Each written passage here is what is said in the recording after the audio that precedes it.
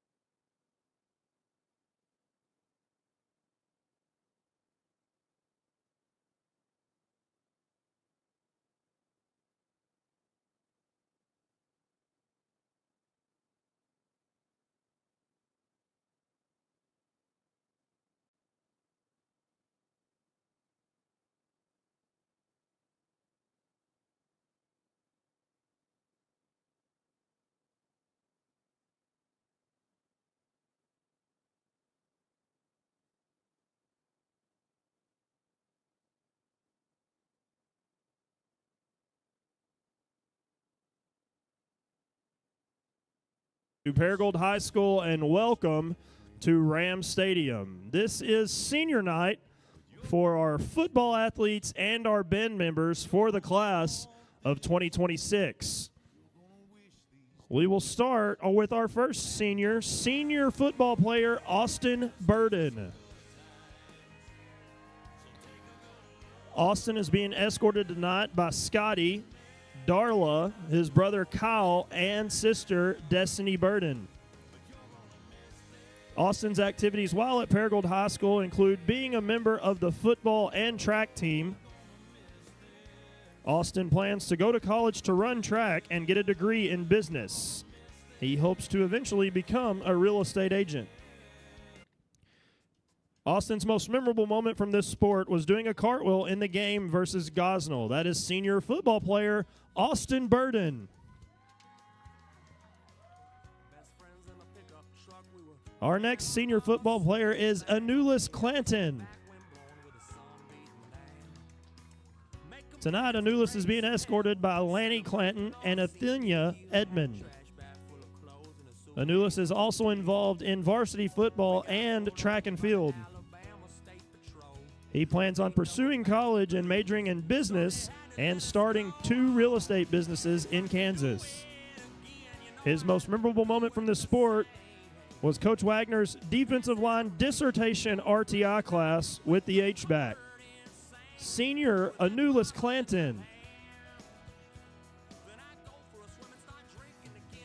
Our next senior athlete is Avery Deering.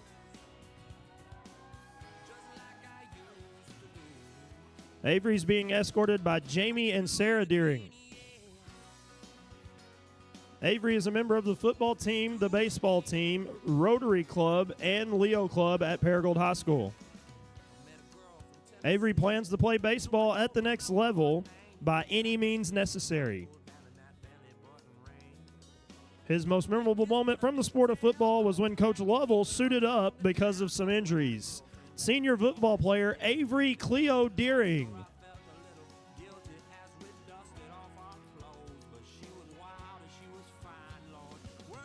Our next senior football player is Isaiah Flowers. Isaiah is being escorted tonight by his mother, Sweetie, and stepfather, Billy Lancaster. Isaiah has been a part of football here at Paragould High School, along with track and field. He has dedicated his time in the community by volunteering with Stuff the Bus and has sponsored some Little League football programs in the community of Paragould. Isaiah plans to earn a bachelor's degree in advanced plumbing and mechanical systems at Arkansas State University and long-term aspires to combine this skill with an entrepreneurship by opening a thriving barbershop. His most memorable moment from this sport breeds from the bonds built with friends, the inspiration gained from role models, and the countless lessons learned through teamwork. Above all, nothing compares to the unforgettable experience of sharing the field and playing football alongside my brother, Zach. That is senior football player Isaiah Flowers. Our next senior football player is Jacob Helyes. Tonight, Jacob's being escorted by Mima and Aliyah Helyes. Jacob is a member of the football team and the JROTC.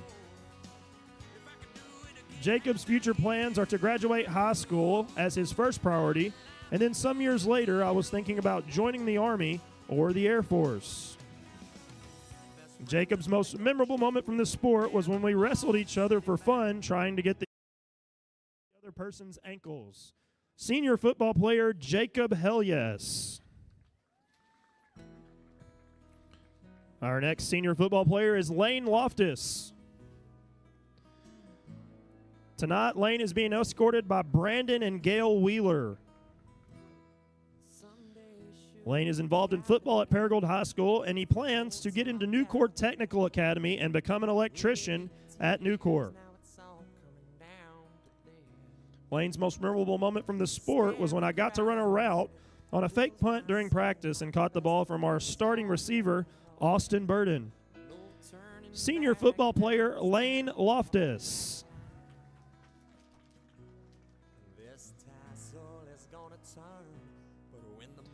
Our next senior football player is Camden Newman.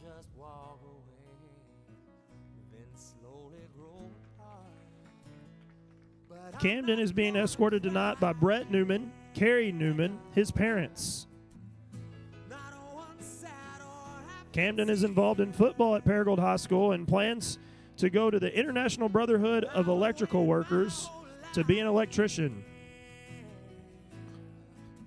Camden's most memorable moment was when Coach Lovell put on a helmet and pads and practiced with us. Senior football player Camden Newman.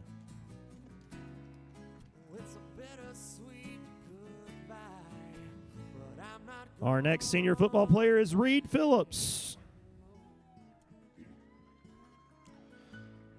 Tonight, Reed is being escorted by his father, Randy Phillips, and his mother, Lindsay Phillips.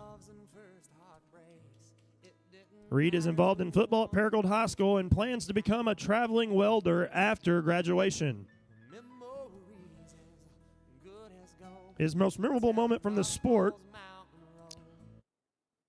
ripping off his jacket during a game. Honorable mention would be Coach Heston shattering his clipboard at Nettleton last year. That is senior football player Reed Jawan Phillips. Our next senior football player is Tyler Ray. Tyler is being escorted by his dad, Brian Ray, and his mom, Jasmine Higgins. Tyler is involved in varsity football, Future Farmers of America, and is on the show team for the FFA. He plans to finish out and go to trade school and be a pipeline welder. His most memorable moment from this sport was my sophomore year when I ran the ball at pad camp and stopped at the 5-yard line and walked back. Senior football player Tyler Ray. Our next senior football player is Trevin Shelton. Trevin is being escorted tonight by Austin Henderson and Emmylou Henderson. Trevin is honored to be a part of Paragould High School football for the past year. His future plans are to go to college and get a degree in criminal justice. Trevin's most memorable moment from this sport is getting to hit people. Senior football player Trevin Shelton.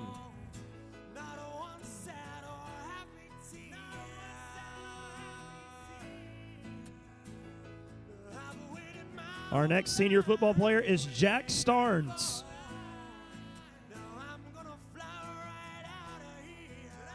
Jack is being escorted tonight by Tommy and Tamika Starnes.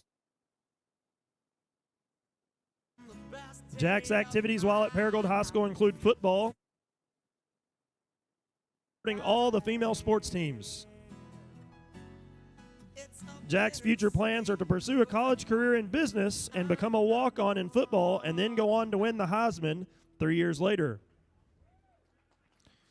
His most memorable moment from the sport was my teammates breaking my leg. Senior football player Jack Starnes.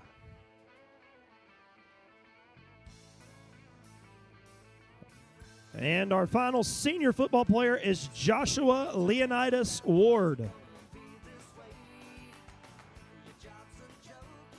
Josh is being escorted by his parents, Brian and Sandy Ward. Josh is involved in football here at Paragould High School and plans to go to college to become a welder. Josh's most memorable moment from this sport was when Coach Wright's dentures fell out during practice and when Coach Lovell put on pads and practiced with us. That is senior football player Josh Ward.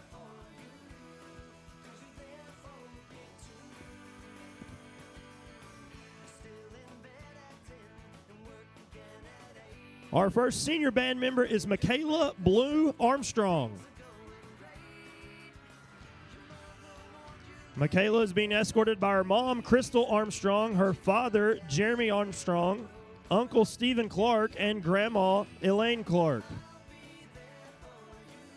She's a member of the Paragould Pride Color Guard, Paragould Pride Indoor Percussion, Rotary Interact Club, and a part of the Paragould High School Art Club. Michaela plans to study English education at the University of Central Arkansas in Conway. Her most memorable moment from band was hitting Mr. McCullough with my swing flags during David. That is senior band member Michaela Armstrong. Our next senior band member is Chloe Bradshaw. Chloe is being escorted tonight by her dad and grandma. She's involved as a member of the Paragould Pride Marching Band here at Paragould. Chloe plans to go to college for biochemistry to work in forensics. Her most memorable moment from band was watching my friend stick a stuffed animal out his window by her toes, and it almost went flying away. Senior band member Chloe Bradshaw.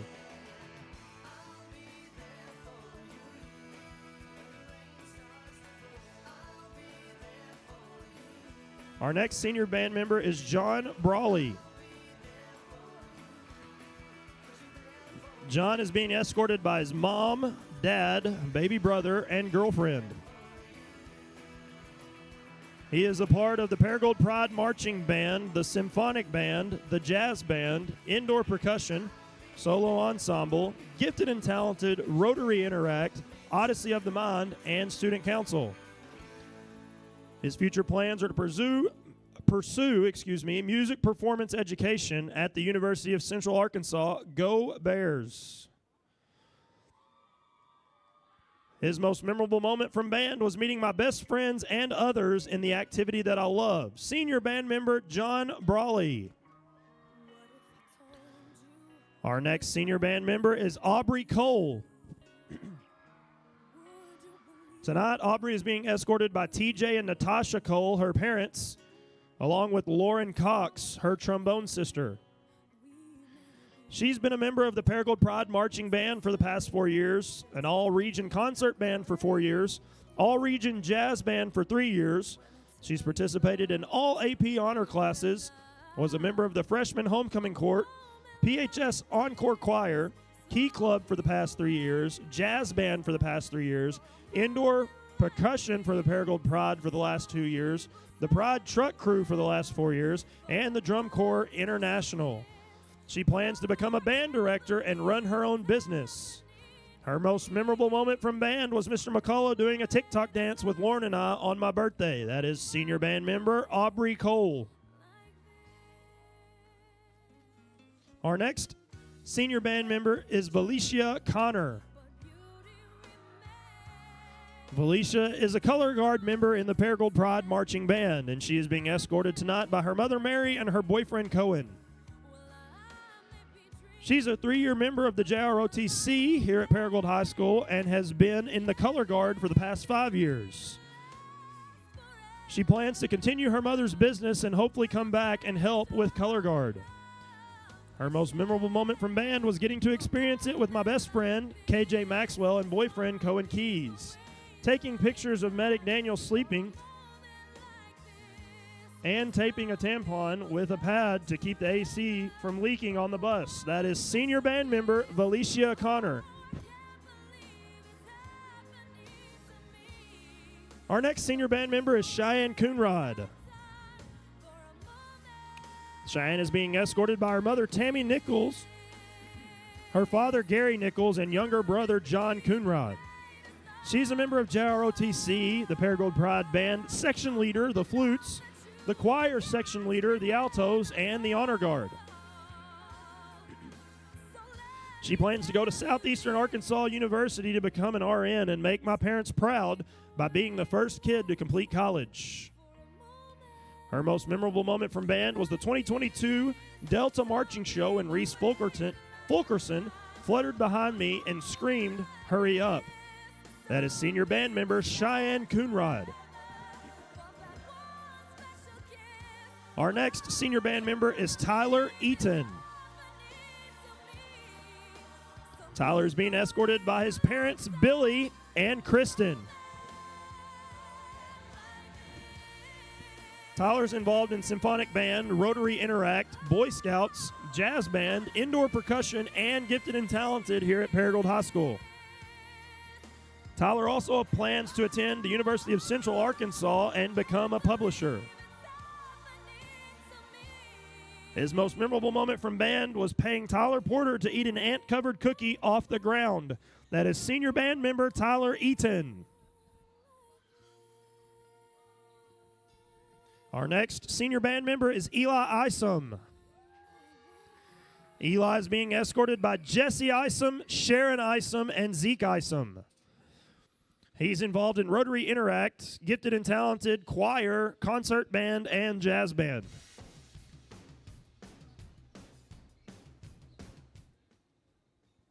Eli plans to pursue her bachelor's degree at Arkansas State for electrical engineering. His most memorable moment from band was that time Caleb almost unknowingly drank a cup of mold. Senior band member Eli Isom. Our next senior band member is Seth Kaiser. Seth is being escorted tonight by James and Tina Kaiser. He's involved in marching band, concert band, and jazz band. He's a member of JROTC, the archery team, the Paragould Indoor Percussion, and the Boy Scouts, and will very soon be an Eagle Scout. His future plans are to attend college in the fall with hopes to have a future in music education as a band or music instructor while writing and semi-composing music. His most memorable moment from band was winning grand champion at state his 9th and 10th grade years and learning to getting to play a different and new instrument all 4 years during marching season. That is senior band member Seth Kaiser. Our next senior band member is Katie Kennard. Katie is being escorted by her mother, Tabitha Kennard, her father, Jake, and little sister, Kaylin. Her activities while at Paragould High School include marching and concert band, National Honor Society, Gifted and Talented, Key Club, and Rotary Interact. Her future plans are to go into elementary education and teach 4th grade. Her most memorable moment from band was falling off the 6-foot-tall prop her freshman year and being pushed back up during region assessment. That is senior band member Kate Kennard. Our next senior band member is KJ Maxwell. KJ is being escorted tonight by her mother Shelby, her father Derek, and her brother Connor. She's been a 2-year member of JROTC and a 5-year member of the Color Guard in the Paragould Pride. Her future plans are to work with kids with disabilities as a behavior analyst. Her most memorable moment from the sport was getting to experience it with my best friend, Valicia Connor, and when Chris hit Dexter in the head with a 4S. That is senior band member KJ Maxwell. Our next senior band member is Carson Maynard. Carson is being escorted by Blake and Lachelle Maynard, his grandma Becky, and Nana Lisa Jenkins. He's a part of the marching, mellophone, jazz band, and symphonic band here at Paragould High School. He plans to attend Arkansas State University to become a nurse. His most memorable moment from band was Mr. McCullough chasing Tyler Porter around the field yelling at him. That is senior band member Carson Maynard.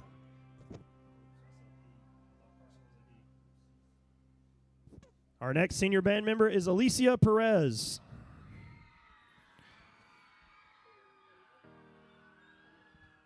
Alicia is being escorted by Jennifer Perez, Lily Perez,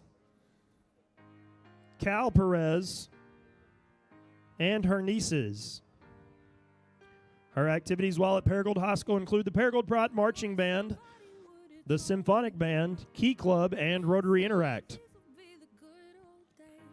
Alicia plans to go to culinary school and own her own bakery. Her most memorable moment from the sport was trying to play Uno on the bus and all the cards flying everywhere. That is senior band member Alicia Perez. Our next senior band member is Haley Spencer. Haley is being escorted tonight by her mom, Sabrina Spencer, and her dad, Joseph Spencer. She's a part of the Paragould Pride Marching Band, Concert Band, and Jazz Band.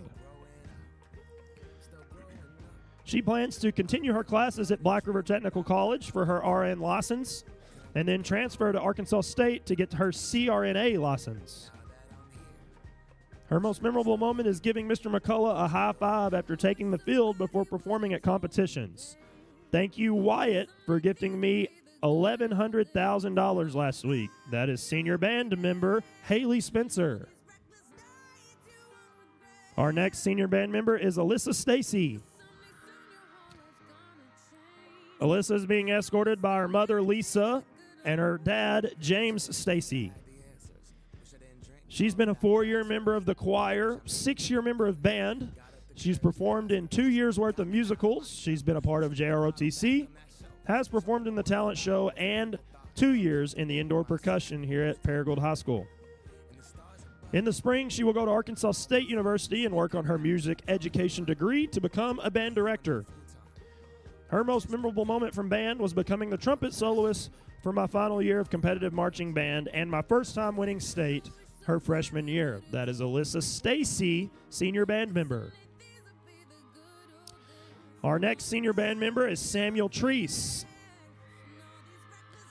Samuel's being escorted by his mom, Anna Treese, his father, Mark Treese, stepmom, Megan Treese, and sister, Eden Treese.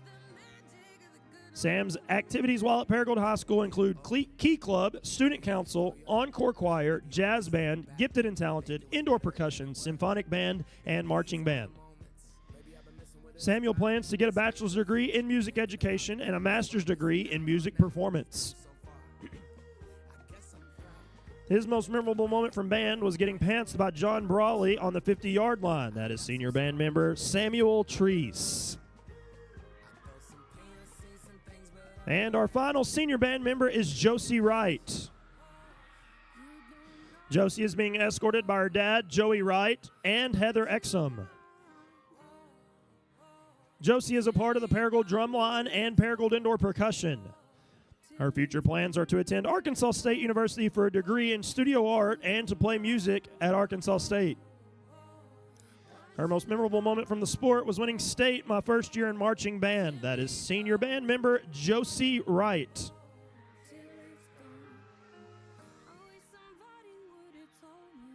To all of the senior football members and senior Paragould Pride band members, on behalf of the Paragould School District and Paragould High School athletics and activities, we would like to thank you for your years of dedication to the Rams. We wish you the best of luck in all of your future endeavors, and we hope you represent Paragould High School with the utmost pride. Thank you always, and as always, go Rams!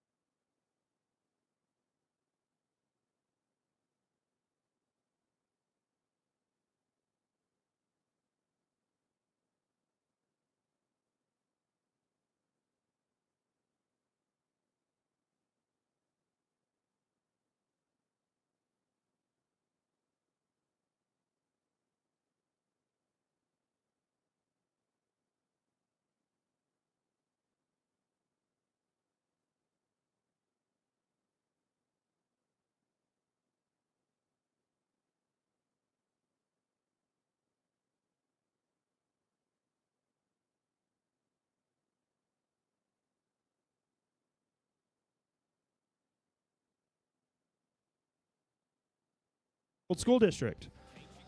This contribution will directly support our students and programs, helping us continue to provide opportunities that make a lasting impact. On behalf of our students, staff, and the entire Paragould community, we want to thank T-Mobile for investing in our schools and for their ongoing commitment to connecting communities through the power of 5G.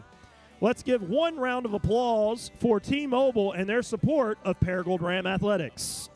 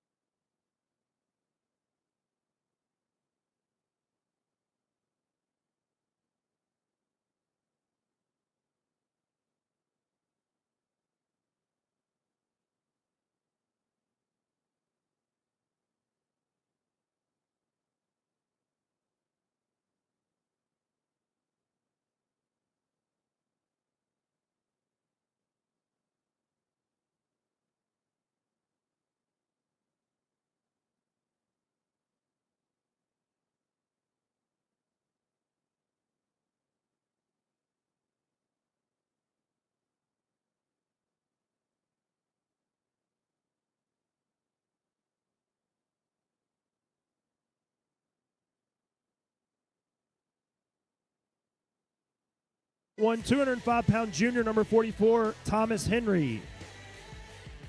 Henry, number 44. At defensive end, a 6 foot, 190-pound sophomore, number 28, Dylan Burgess. Burgess, number 28. At defensive tackle is 6 foot 4, 260-pound junior, number 64, Jarrett Ray. Ray, number 64. 6 foot 2, 240-pound senior, number 55, Tyler Ray is the other defensive tackle position. Number 55, Tyler Ray.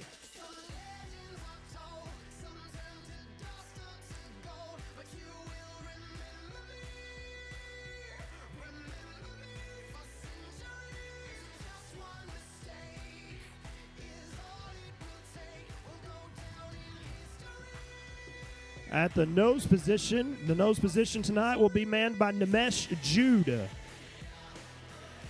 5'7", 226-pound junior, number 33, Rayton Yasawa is the Mike linebacker. Yasawa, number 33. The Sam linebacker is 5'9", 170-pound senior, number 11, Josh Ward. Ward, number 11.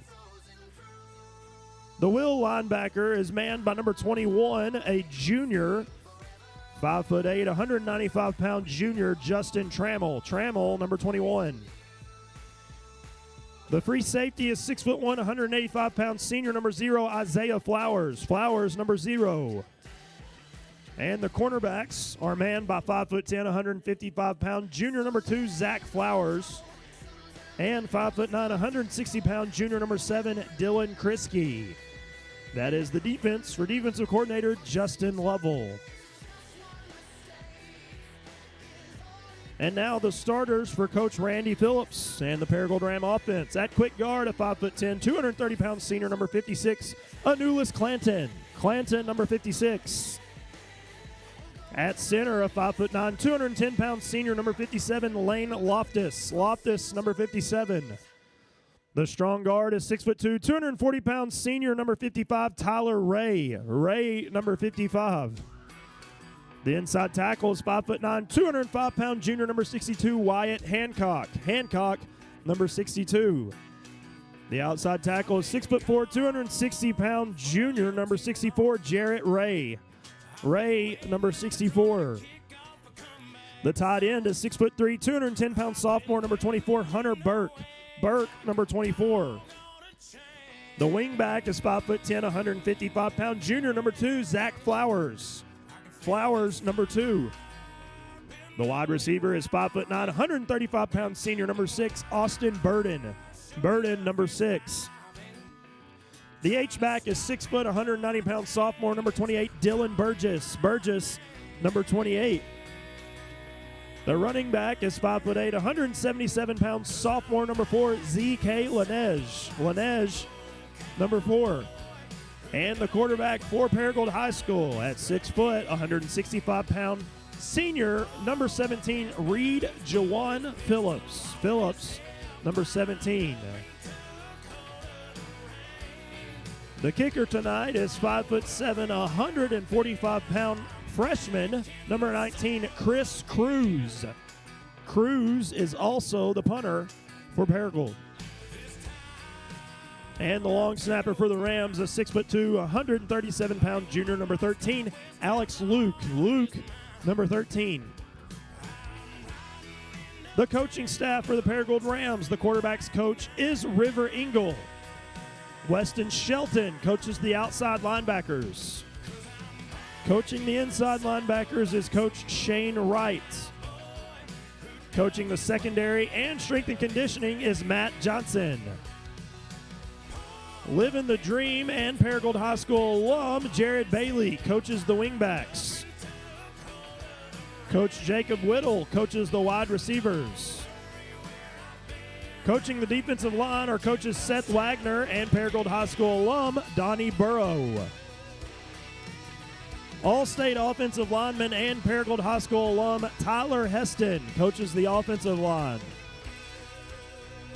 Justin Lovell is your defensive coordinator for the Rams, and in his third year at the helm of Paragould High School. The head coach is Randy Phillips. That is the starting lineup and the coaching staff of Paragould High School.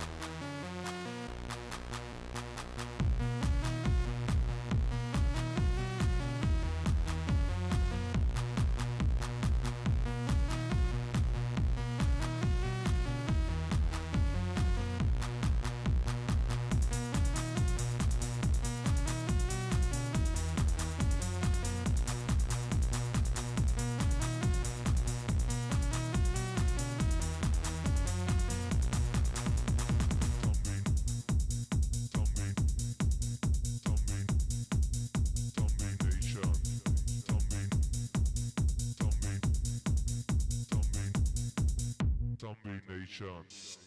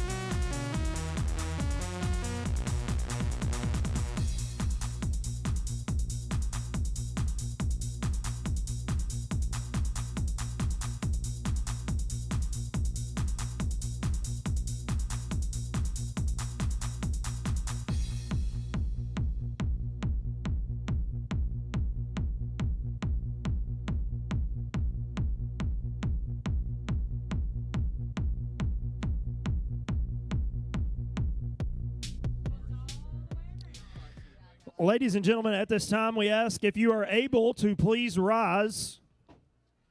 And in accordance with the Arkansas Activities Association and the great state of Arkansas, we will observe a moment of silence, followed by the Pledge of Allegiance, and concluded with the national anthem and the Paragould High School alma mater. Ladies and gentlemen, at this time, a moment of silence.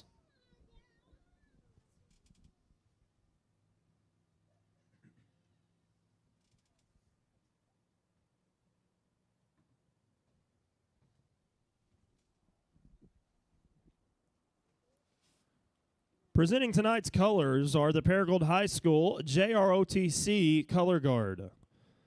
Cadet Sergeant Eva Williams on the front rifle. Cadet Sergeant Peyton Ketcherside on the American flag.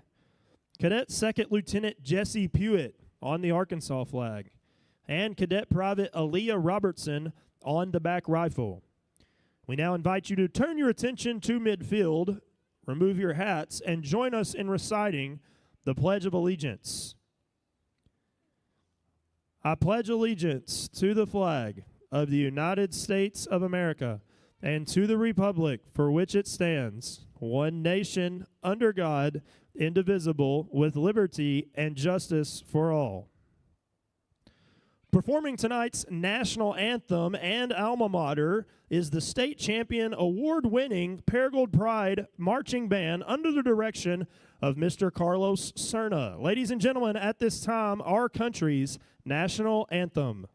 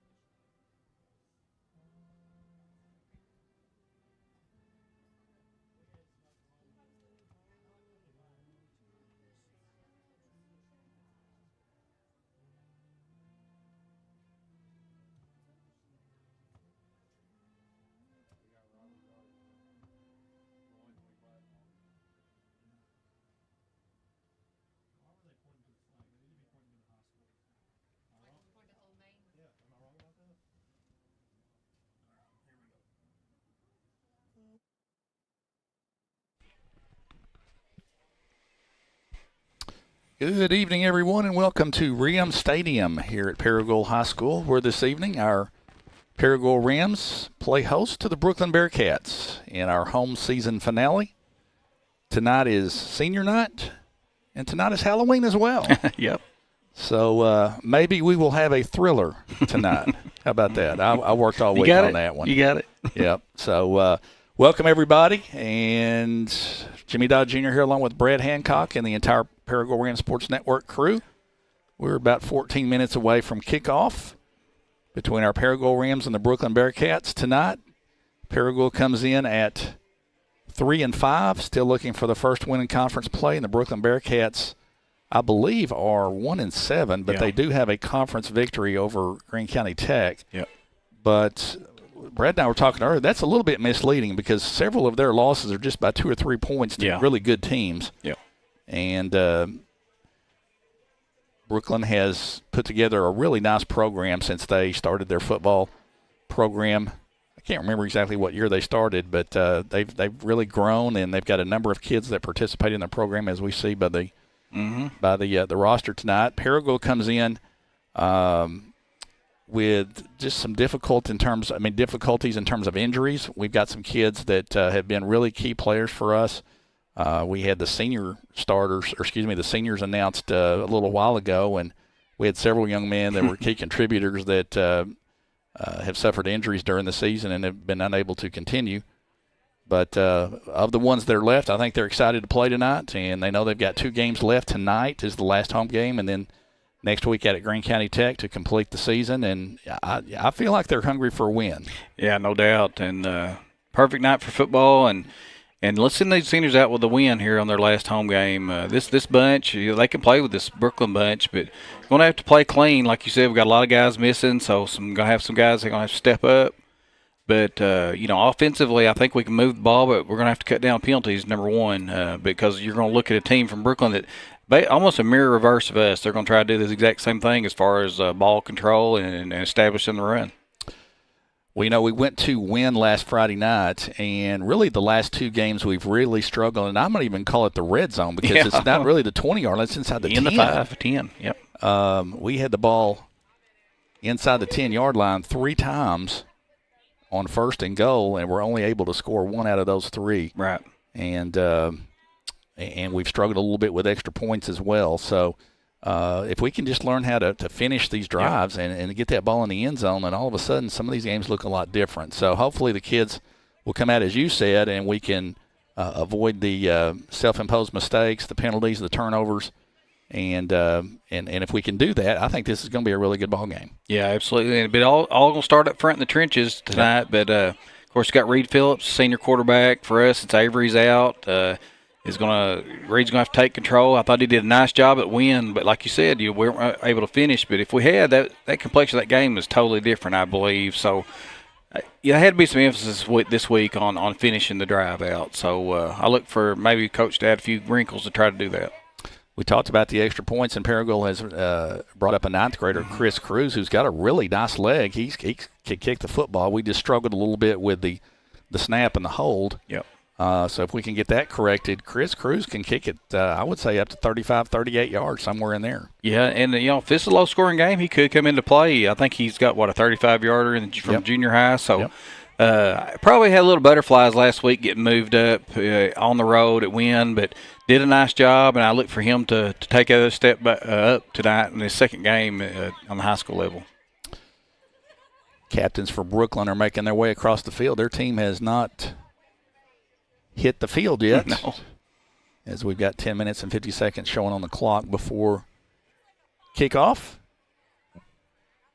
And the Paragould Rams will, just in a few minutes, exit the field house and head in front of the home stands, make their way to the inflated tunnel in the back of the south end zone.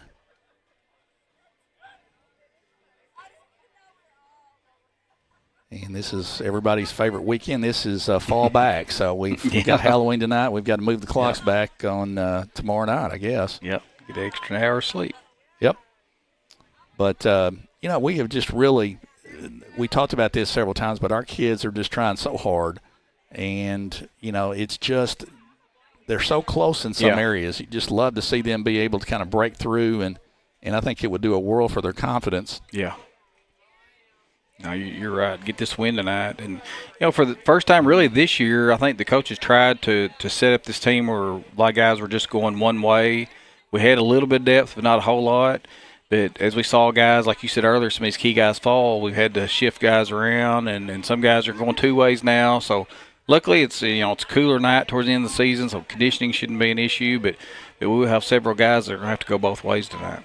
Yeah, let's mention a few of our student athletes. Jack Starnes, for one, who was a key contributor. Yep.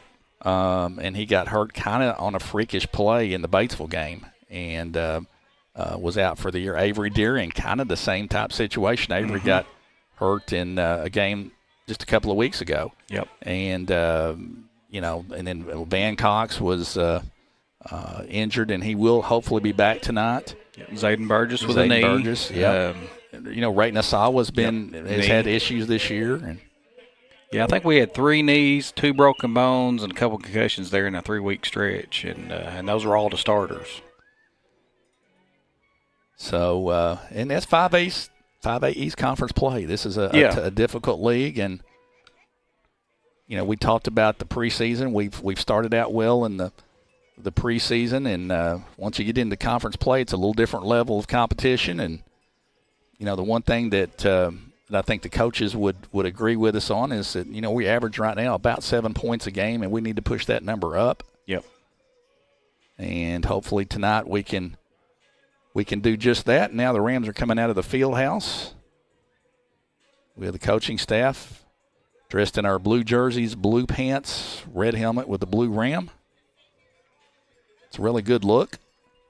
Yeah, I think this is the favorite uniform combo for the players from what I hear. So Coach Phillips will lead the kids out in front of the home stands.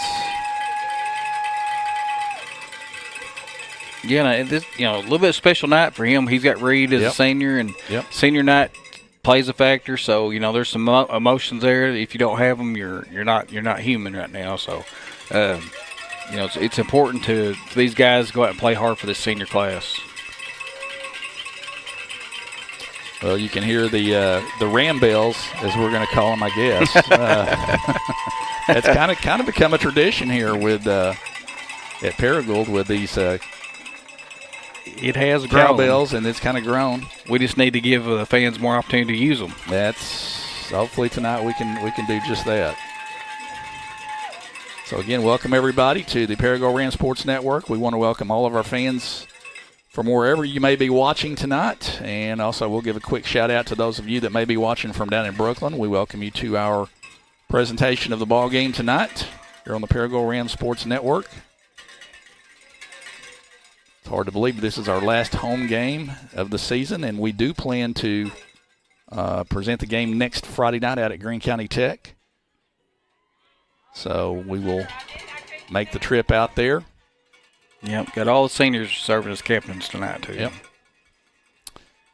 Good group of seniors, and we did have the announcement of the senior football players and all the senior band members earlier this evening, and Mitchell did a great job in introducing all of them.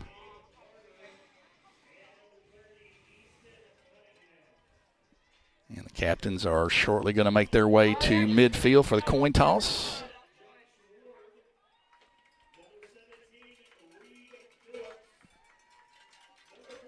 For Brookland, number 15, Gabe Carter, and I believe number 30, Easton Cunningham. Okay. Will represent the Bearcats. And as you said, the entire senior group for Paragould.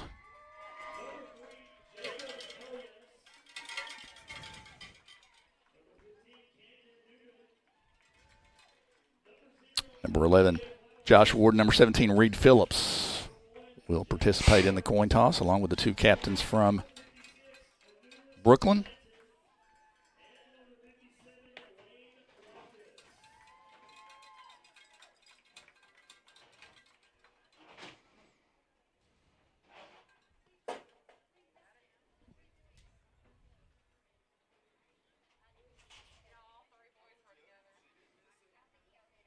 It'd be interesting to see if you did win the toss, you think you would take the ball tonight.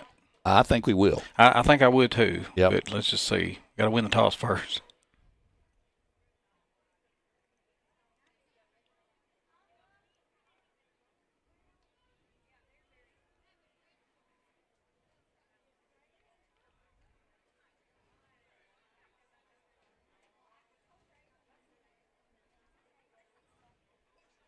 Coin is tossed. It hits the turf. And I think they're looking at Brookland. Mm-hmm.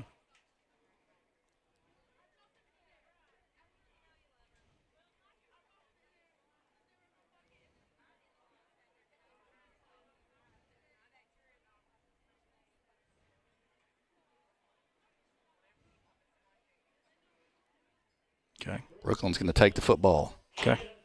So they won the toss. They elect to receive. So right off the bat, I think they probably had the same thought process we did, and they'd have the ball first and see if they can put something on the board first. So an opportunity for our defense quickly to establish themselves tonight. Yeah, because like we talked about earlier, these two teams are so similar. They're both going to try to establish the run and chew clock. And, you've seen Brookland, what film I've seen, they'll go on a 6 or 7 minute drive, and that's what they want to try to do here early is try to establish the run and get some points and get a lead, and then they're just going to grind clock. So it's really important for our defense to come out and get a fast start tonight. The Bearcats are about to enter the stadium from the southwest gate. They're making their way around the track. And the Rams will gather in the south end zone and come out through the Ram tunnel here shortly. Again, it's a beautiful night for high school football. This is we've had some warm nights, but it would be hard to pick a better night to play than this. I mean, it's just beautiful, and it's cool and dry, and it is just really great high school football weather tonight. Yeah, it's ideal. And like I said earlier, conditioning, at this point in the season, if you've been playing pretty regularly, you won't get tired. You may need to catch your breath, but conditioning shouldn't be an issue, and that'll let guys play hard for the whole entirety of the game. So we got the pyrotechnics going on down here, and shortly the Rams will come out of the tunnel and onto the field. And here they come.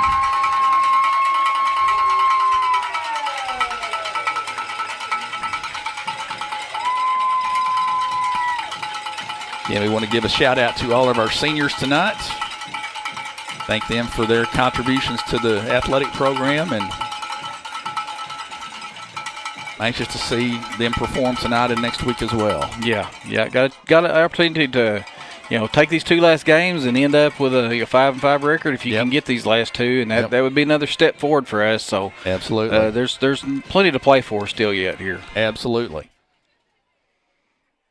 Yeah, to build on what you said, you got to say thanks to the parents who've been, started carrying these kids to practices and whatnot from, 3rd, 4th, 5th, 6th grade, and a lot of time and effort put into developing a senior athlete in high school. The Bearcats will drop 2 deep. And Paragould will kick off. Yeah, so a big hole to drop that sky kick in there. They're backing up a little bit for Cruz since we've switched kickers here, looks like. Yep, Chris Cruz will kick off for Paragould, and we're just about ready to go from Ram Stadium on a beautiful Friday night. Ball is in the air. It's the little sky kick that's going to be returnable at the 35-yard line. Actually, I think they're going to say he 24 called fair catch, but yep. One took it. Yep. So that's automatically going to be placed at the spot of the catch. So Brookland will have it 1st down and 10 on their own 35-yard line to get things underway tonight from Ram Stadium. Yeah, and good to see Rayton Yasawa back there in middle linebacker tonight. He's one of those that got injured early and came back, played some last week, and he's still not 100%, but he's able to go, and he's an important player for us. We will see who the Bearcats begin with at quarterback. I believe it's going to be number 15.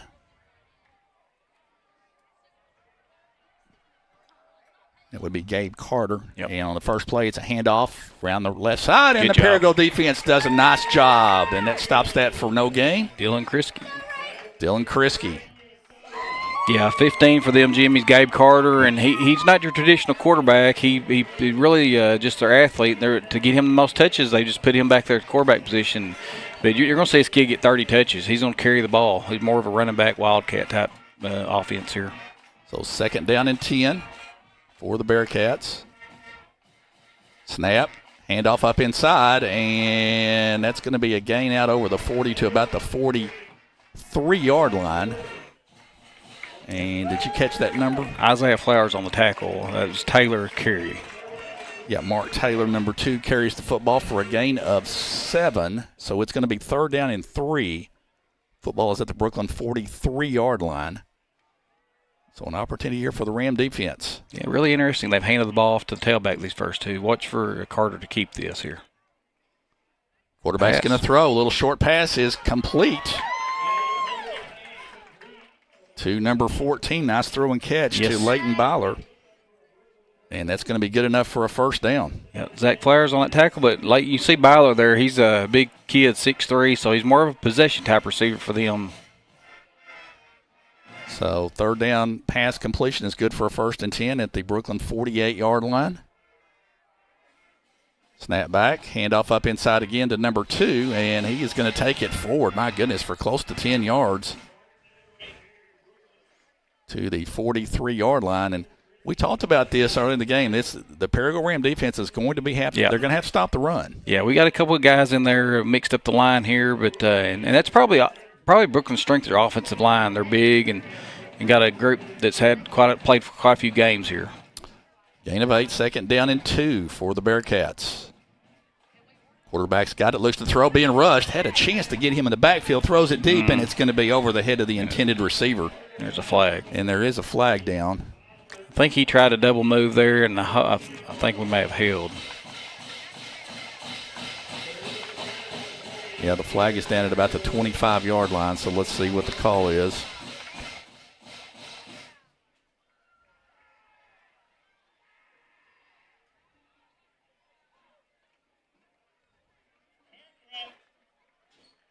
They're going to call defensive holding. So that's going to wind up being a first down after the mark-off for Brookland. So a defensive penalty gives a first down for Brookland at the Paragould 33-yard line.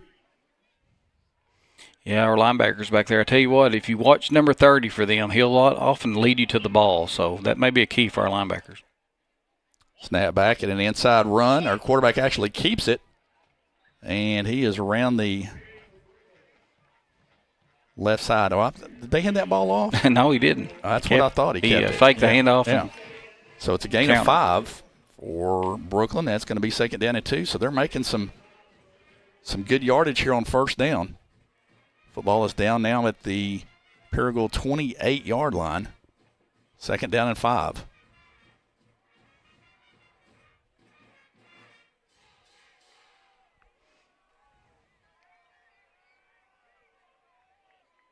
Snap back, handoff up inside, and there's plenty of running room there for number 2, and he was one player away from taking that to the house, and that's Mark Taylor.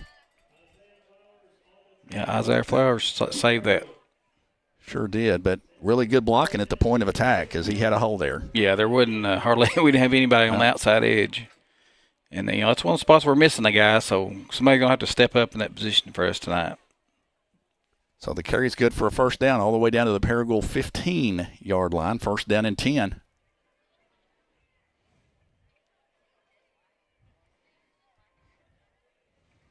Brookland has taken the opening kickoff, and they've marched it all the way down to deep in Paragould territory.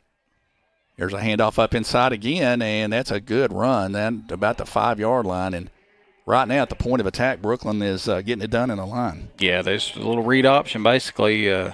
Quarterback's got the option to hand that off or keep it around the end. And right now, line's getting such a push that straight ahead run's working. So a gain of 8, close to 9 yards. So 2nd down and 2. Football is at the Paragould 6-yard line. 8:03 to play in the opening quarter. This is the opening drive of the game. Brookland took the opening kickoff. Up inside, and this time Paragould does a better job of stopping the play on Gabe Carter, but let's see if he's got enough for the first down. He only needed 2 yards, and the mark is close. Yeah. Right at it. But they're going to say it's going to be 3rd down and less than a yard. So 3rd down and less than a yard. The ball is just inside the Paragould 5-yard line. 3rd down and short. Carter kept the last one. Wouldn't surprise me if he did again. Yeah. Handoff up inside, and number 12 spins. Still working, and he is going to be short of the goal line, but he is going to have the first down. Yeah, and that's Hammond. He's number 12. He's a sophomore running back for them, and more of their speed guy they'll bring in. But you can see, Brookland's trying to break a tendency tonight, really, because most of the time Gabe keeps that ball. Carter keeps that ball on the run, so they're definitely breaking a tendency, and that's keeping our defense off balance. Yeah, Elijah Hammond with the last carry. So here's 1st and goal for Brookland. Handoff up inside, and that's going to be a Brookland touchdown, almost untouched. and Brookland on the board. Yep, nice blocking up front. Big hole for Heyman to score off the left side.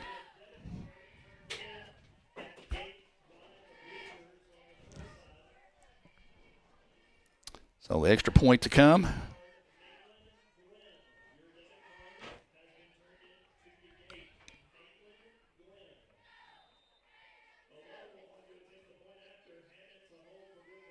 Ball is down. The kick is up. It looks good, and it is. So Brookland takes the opening kickoff, takes it 65 yards, and goes in for the score, and they lead 7-0 with 6:52 to play here in the first quarter. And Brad, really no surprise there, but I go back to the drive, and there was one third down play which they converted with a little pass. Yeah. And other than that, it was just a straight run game. Yep. Other than I think Brookland did break a little tendency for Carter will take most of their carries, especially as this game goes on. I'll be surprised. But we're probably keying on him early, but their offensive line did a great job blocking up front. So, like you said, big holes. That we had to shuffle some guys around. We got a couple of starters, new starters tonight on the line, and Brookland's taking advantage of that right now. So those guys got to settle in. So Paragould now will get the football for the first time tonight. Yeah, and all you got to do here is get this ball and answer here and just keep playing hard.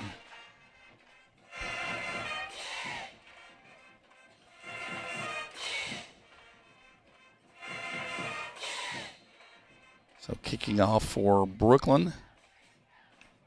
I believe that's number 48. Hayden Rodriguez. Kick's going to go all the way down to the 10-yard line. Paragould's able to run it down. And a short return back inside the 20-yard line. Yeah, there's Reed Phillips there. And Paragould's going to start with a really pretty poor field position inside the 20. And you and I have talked about that a lot. That's a huge advantage when you got a kicker that can do that right there.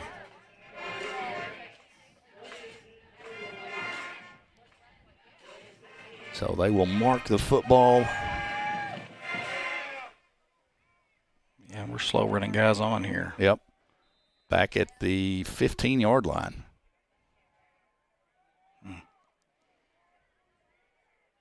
Still got a little uncertainty there.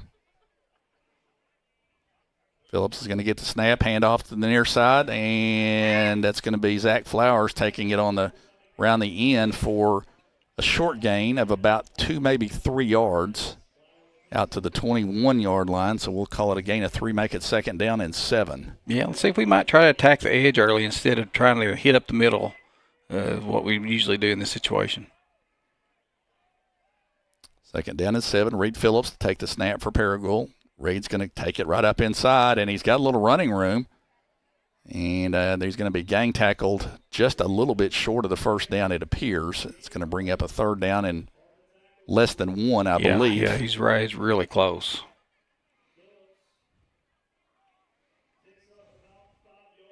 Yeah, in this situation, you just got to dig yourself out of the shadow of the end zone. It's basically all you're trying to do here is to make a positive gain and put a couple first downs together, and then you can get a little more aggressive. Absolutely.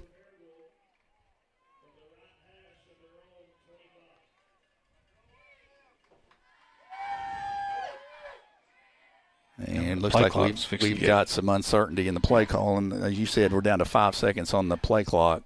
Cannot afford a 5-yard penalty here. No. And Paragould's going to have to call a timeout. So, again, some confusion out there offensively. And I don't know whether they just didn't get the signals right or not. But Paragould has to spend a timeout with 5:28 to play in the opening quarter. And it's going to be third down and 1 when we resume play. And, Brad, I really couldn't tell. It looked like we just had some confusion out there. I'm not sure. Yeah, I don't think really I think most of the guys playing this week were the same guys that played last week, so I don't know what the issue would be as far as personnel-wise, but kind of slow getting our groups out there and deciding what the call is. Well, it's still early in the game with 5:28 to go in the first quarter, but this is really an important conversion here for Paragould. Yeah, you've got to show that you can be able to move the ball here tonight early. So third down, really less than a yard. The ball is just outside the 15-yard line. Reed Phillips to take the snap. Reed takes a high snap. He's got plenty of room, and he's got some running room. Reed Phillips out over the 45-yard line, out close to midfield. Nice run. Nice run. Reed's got that quick burst, and, boy, if you just give him a seam, that's what you get right there, a big run by Reed. So Paragould converts on a big 3rd down and short and takes it into Brookland territory to the 49-yard line. Nice run by Reed that time. Yeah, and we absolutely felt like we could move the ball against this bunch tonight defensively, so you had to get out of the shallow end zone. Now you can be a little more aggressive on this end. 1st down and 10 for the Rams on the Brookland 49-yard line. Snap back to Reed. We're going to inside handoff, and that's ZK Laneige, I believe, for a gain of about 2. Yep. Down to the 47-yard line. So let's call it 2nd down and 8. Football at the 47-yard line. 4 minutes and 30 seconds left in the opening quarter. Brookland leads 7-0. They scored on their first offensive possession. Paragould's trying to duplicate that. Snap back, inside handoff, and there's some good running room. Nice and a run. good push. And that's going to be a 1st down for Paragould inside the Brookland 40-yard line. Nice physical run by ZK, and that's what you want to see. Get these guys going early. Maybe a little motion tonight being on senior night, and these guys just had to shake that off with a couple big plays. So the football now at the Brookland 38-yard line. 1st down and 10, and a good-looking drive here. Yeah, absolutely. And right here is, boy, you feel like you might be able to take a shot against this bunch. You got Burden split to this side. He's made some big catches for us this year. Reed's just going to take it himself. He's going to push forward, and he's going to pick up about close to 4 yards, down to about the 35-yard line. So we'll call that a gain of 3, make it 2nd down and 7. 3 minutes and a half left in the opening quarter.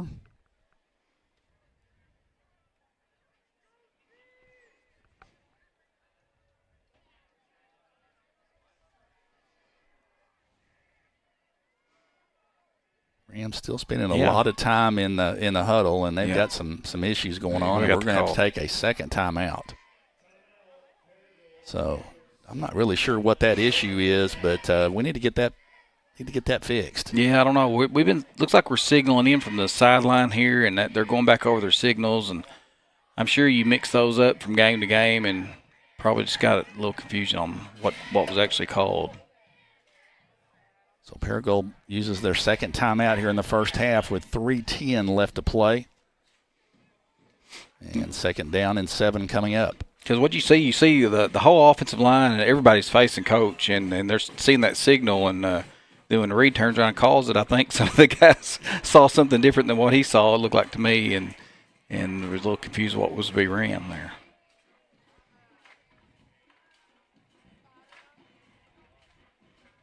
So both teams come out of the timeout. Paragould took possession back at about the 15-yard line, so we've advanced it all the way into plus territory to the Brookland 35.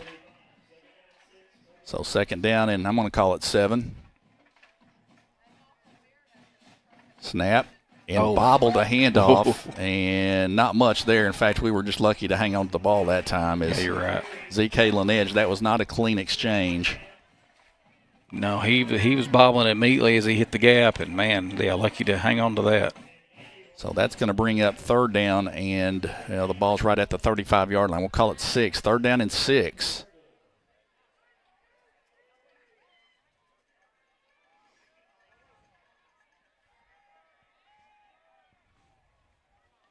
Yeah, and you hear the Brookland coaches calling for pass here. Asal was in the backfield with Reed Phillips. Maybe changing the play here. Snap back. Reed is going to try to throw it.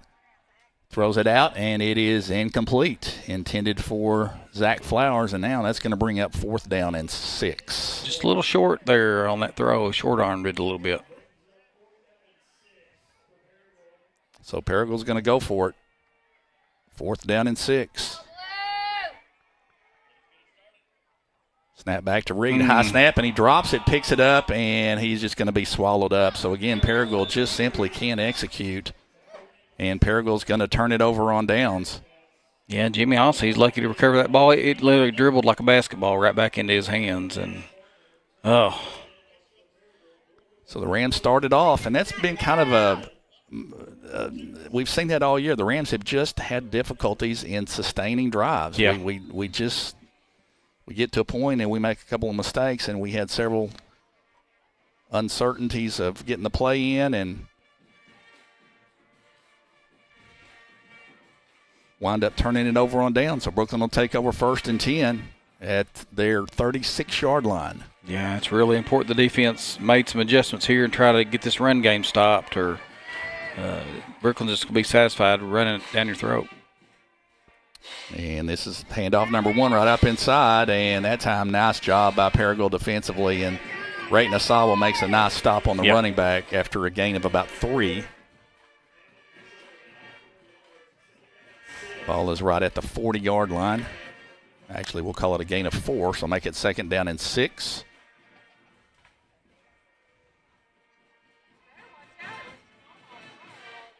.147 to play in the opening quarter. Brookland leads 7-0.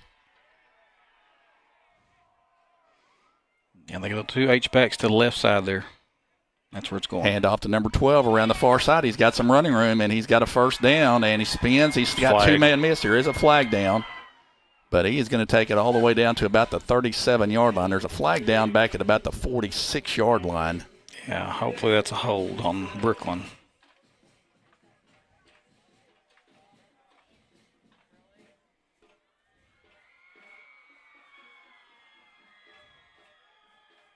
And they're going to mark it back from midfield, so I believe that is exactly going to be the call. So holding against Brookland, it'll be a 10-yard mark off. We'll take it back to the Brookland 40-yard line. And they'll repeat the down, so we're going to be, again, looking at 2nd down and about 6. Yeah, so once again, watch these two, what I call H-backs. They're kind of tight end bodies they put in the backfield right up against the line. And number 30 is one of the main keys, and he'll usually lead you to the ball, and that's what they did on the last play, and see if they try to go back to that here. 2nd down and 6 for the Bearcats. Throw it. Quick throw into the flat out here to number 14, complete, and Paragould does a pretty good job defensively on that. Yep, nice job.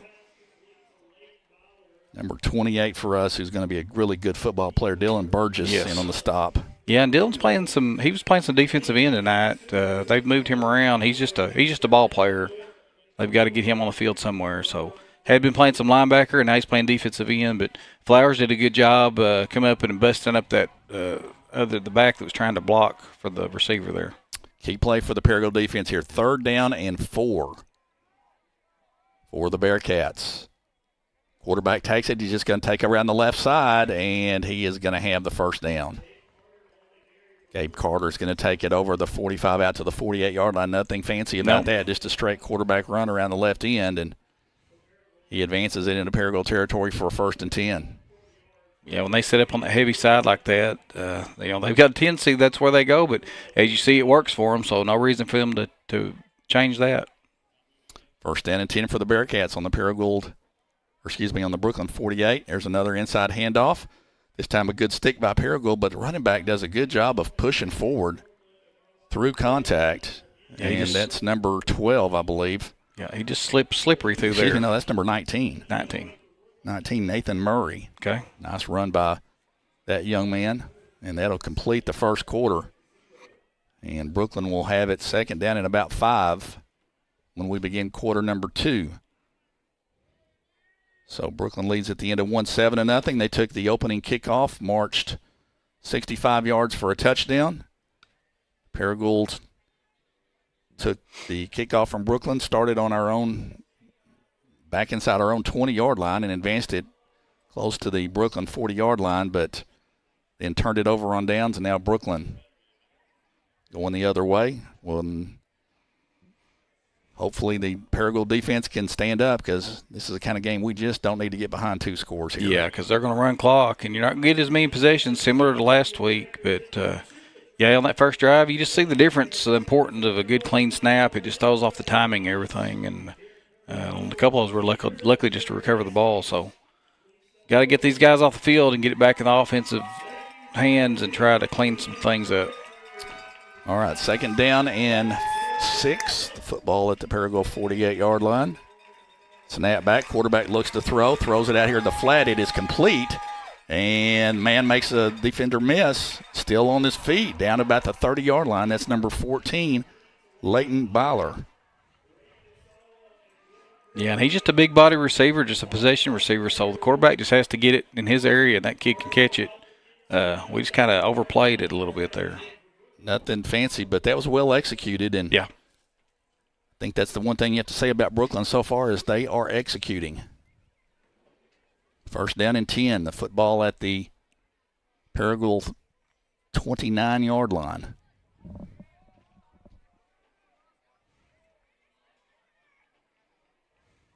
Snap back, inside handoff, and there's some running room, and that's number 12 again, Elijah Hammond. And that's going to be a pickup of about close to 5 yards down to the 25-yard line. Yeah, and they'll take that all day long. Sure.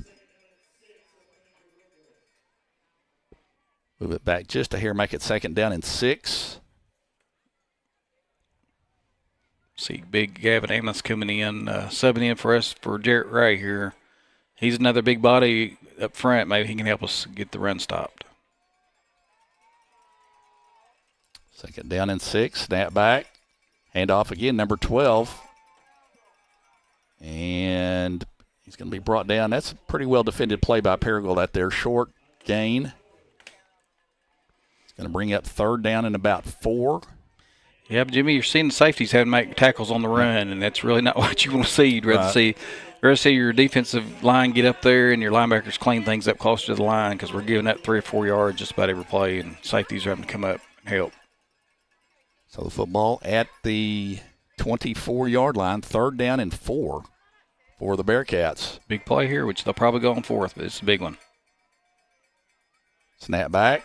Quarterback keeps it. Paragould has a chance, makes a good play in the backfield, and throws the Brookland Bearcat for a loss. Big Tyler Ray there. Tyler Ray in there. And right in your saw. They stop Gabe Carter behind the line. That's going to bring up fourth down and a long 6. Yeah, that was a counter off of what they've been running, the handoff. The quarterback just kept it there, so guys did a good job. But like I said, I really think we probably came in tonight feeling like Carter 15 is the one to really watch and get him stopped. And so far, all his teammates have made plays around him and helped him out. This is a huge play early in the ball game. 9:24 to play in the first half. Fourth down and 7 for Brookland. They're going to go for it. Leading 7-0. Snap back. Quarterback rolls to his left, looks to run, takes it up inside. Come on. And we make a man miss, and I believe he's going to have it close to the first down. Let's see. I think he's going to be short. Yeah, he needed about the 20. And he is short. Paragould with a huge break there. Big play. Yeah, go ahead. It appears that Paragould is going to hold on downs, and the quarterback really avoided a couple of tackles. I thought we had a chance to get him on the ground a couple of times, but the quarterback goes out of bounds with it, and he is just about a half yard short of the first down. So a nice job by the Paragould defense. We'll take it any way we can get it. Absolutely will. So Paragould will have it first down and 10 on our own 20-yard line with 9:03 to go in the half and a chance to answer. Reed Phillips is just going to take off up inside with it, and he is going to be met after a very short, maybe 2-yard gain. Yeah, not a whole lot there. No. Open up. So second down and 8.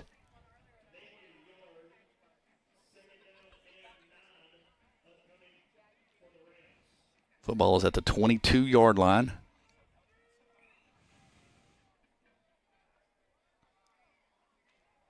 Reed Phillips to take the snap. Got it. He looks to throw. Throws it out here, and it is nearly intercepted. Dot Alobe for Brookland got his hands on that. Sure and did. Batted it down, but had a chance to catch it. He sure did. We were fortunate that wasn't a turnover there. So Brookland, I think, was kind of ready for that play and brings up third down and 8 for Paragould. So a short gain and then an incomplete pass brings up third down and 8 for the Rams. Reed tosses it over to Laneige. There we go. Laneige has got some running room. He's got a first down. Nicely done. A little wrinkle on the toss sweep. It was, and we kind of got outside that time. Got outside the box and tossed it out. Yep. Sure did. Nicely done. ZK Laneige takes it out over the 35 to the 36 first down. That was a huge conversion there. Absolutely was. I like that look. A little bit of a wrinkle, but like you said, got the runner on the edge before you give it to him. And you see ZK can go if you can get it to him. So first down and 10 for the Rams, out over the 36-yard line. Now Reed Phillips is going to take it up inside, and they have kind of figured out that don't play on first down, and that goes nowhere. Yep. Yeah, they had 4 or 5 guys at the point of attack there, so going to have to go to something else early here. So no gain. We'll bring up second down and 10. Clock moving with 7:35 to play in the half. Fast-moving ball game, as you would expect, with a lot of runs here. The Rams have it second down and 10.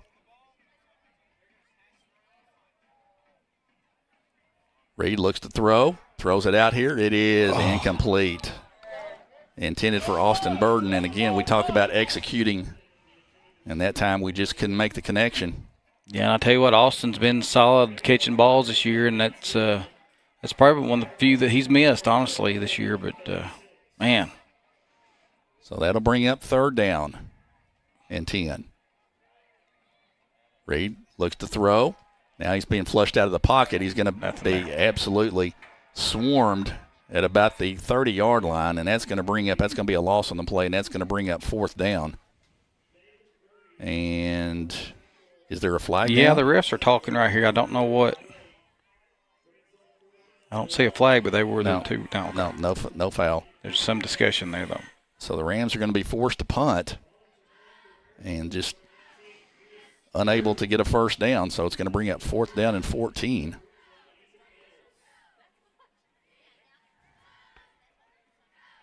Cruz back here to punt for us tonight. Yep, got to get another man on the field.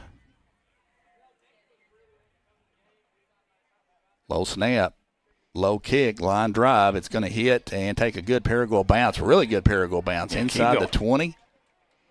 Down to the 15-yard line, maybe the 14, where Paragould will kill it there. Nice job by Chris Cruz. Absolutely. Good job. And it was a low line drive punt that took a really good hop on the turf for us. And now the defense needs to make another stop. But, Brad, our offense is going to have to be able to sustain something in order to put some points on the board. Well, it's first down so far tonight. We've not gotten a positive gain on first down. When we did, we got it going. But you can't take a little no gain, or surely can't go backwards on first. It really puts you in a hole. So the Bearcats will take over first down and 10 from their own 14-yard line. 6:17 left to play here in the first half. And, again, one of the issues for Paragould is we only have one timeout left. Right.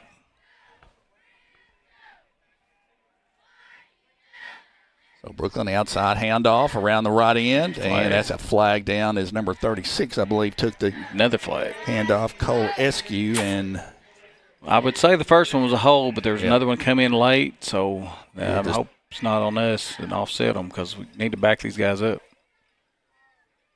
One looks like it's a hold. I'm not sure what the other one is. The other one came in late after the tackle, so I don't know.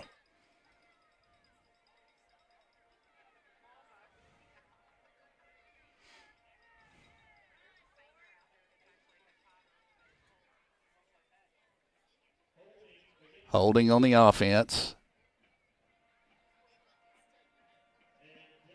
And a dead ball personal foul on Paragould. Goodness gracious. That's what I was afraid of. I think it was a late hit. The ball carrier was down. I think we came in and hit him after the play. He was dead. So both penalties are going to get marked off, and that's going to wind up as a 5-yard advantage for Brookland. Okay. But they'll replay the down, I believe, and it's going to wind up being 1st and 5. Okay. Or 2nd and 5. Well, let's see. Let's see when they get through marking it. It's going to be. No, you want to move it again? Yep. There we go. That's right. 2nd and 5. Yeah, at the 19-yard line. So it's going to be, if the down marker is correct, 2nd down and 5. Again, Brad, there's another opportunity where a penalty really prevents us from being able to put Brookland in a hole there. Yeah, I think their Brookland coaches asked for an explanation of those calls and how they're marking that. They're going to conference again.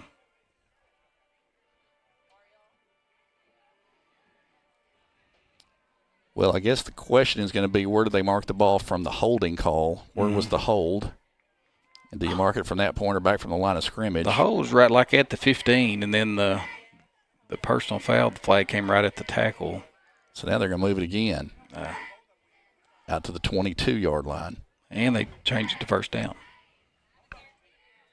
And I believe it will be a first down after the personal foul. Okay. That'd be an automatic first down. That's right. So it's going to be first down and 3.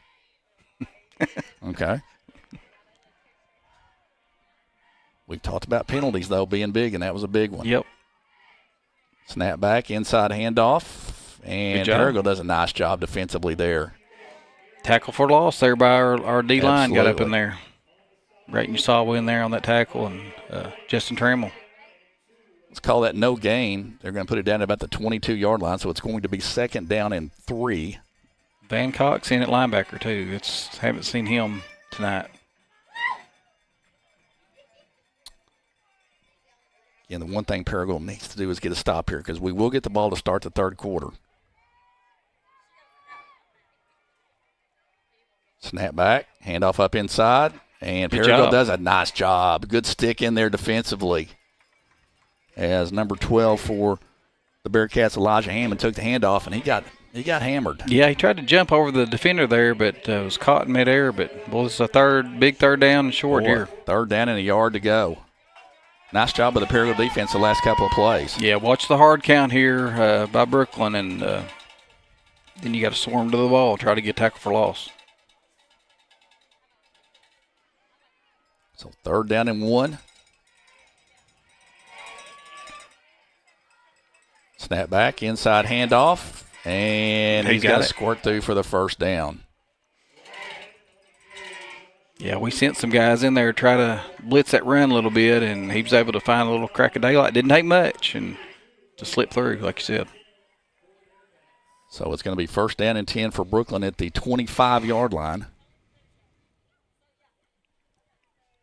But you see the difference when you got a kicker that kick that ball back. See how much more conservative Brookland's having to be on this end of the field here. Snap back, quarterback's just going to run to the near side with it. He's got a little running room, and he's going to carry it forward over the 30 to about the 33-yard line before he is brought down by number 5, Amari Williams. But it's a nice pickup on the play of about 8 yards. Yeah. Yeah, and I look to see more of that as the game goes on, because he's essentially a running back playing the quarterback position. So second down and 2. Brookland in no hurry.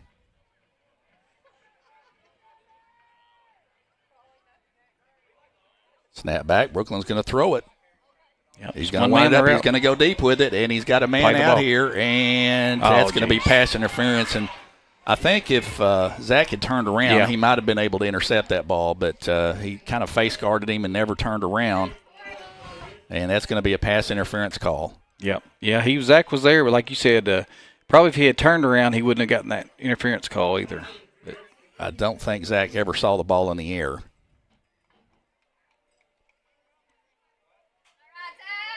And, again, that's one reason I like to go deep sometimes is to take shots like that and put some pressure on the defender. And you don't always have to catch them deep to get a bit positive gain out of it. Yep, so a 15-yard mark off against Paragould takes it all the way out to the 48-yard line.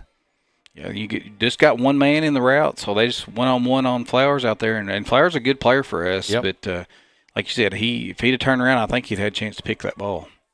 But those are 2 key defensive penalties on this drive. Snap back. Quarterback's going to keep it to the near side. Cups up inside, and he'll take it into Paragould territory down to the 48-yard line.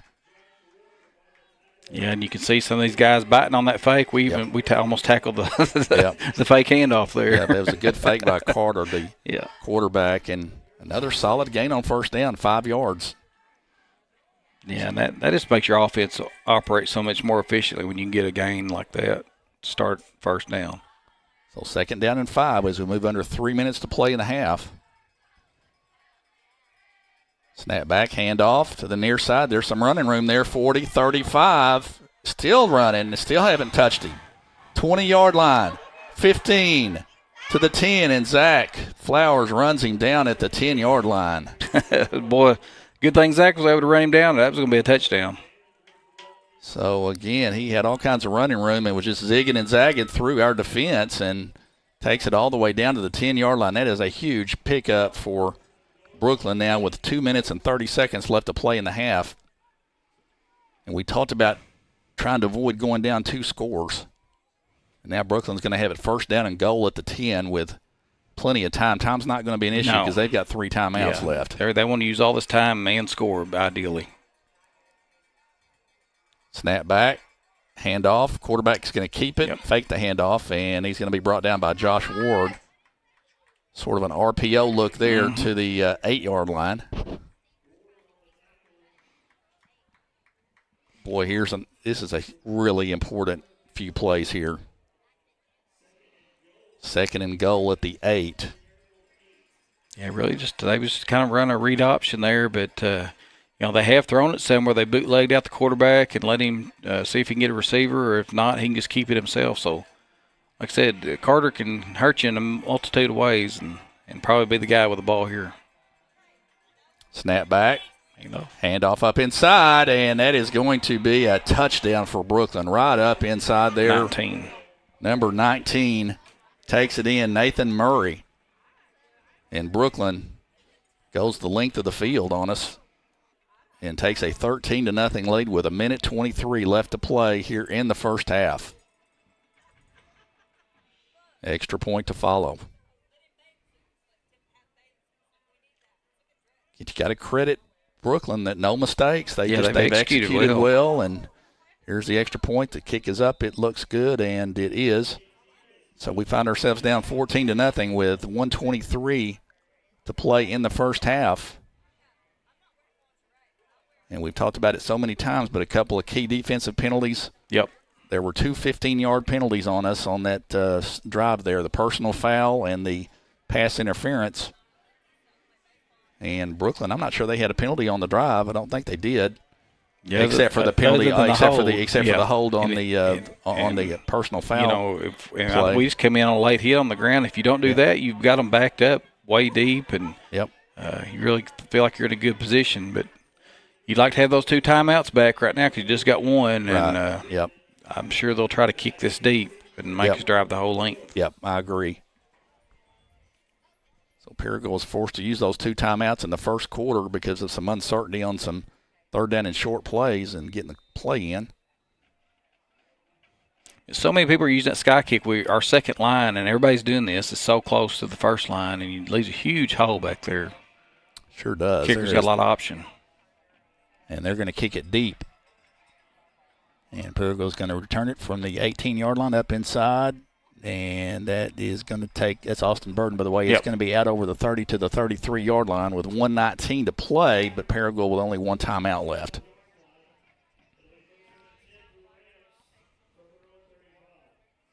Yeah, so you're going to have to pass the ball if you're going to try to move this ball down before half and work the sidelines, use out of bounds since you only got the 1 timeout. If you run it in the middle of the field, you have to get up there and spike it and give up a down or use your timeout. So football is marked at the 34-yard line in Paragould territory, 1st down and 10. Paragould down 2 scores now. Hand off to ZK Linedge up inside, and ZK is going to be met immediately for no gain. Maybe a yard.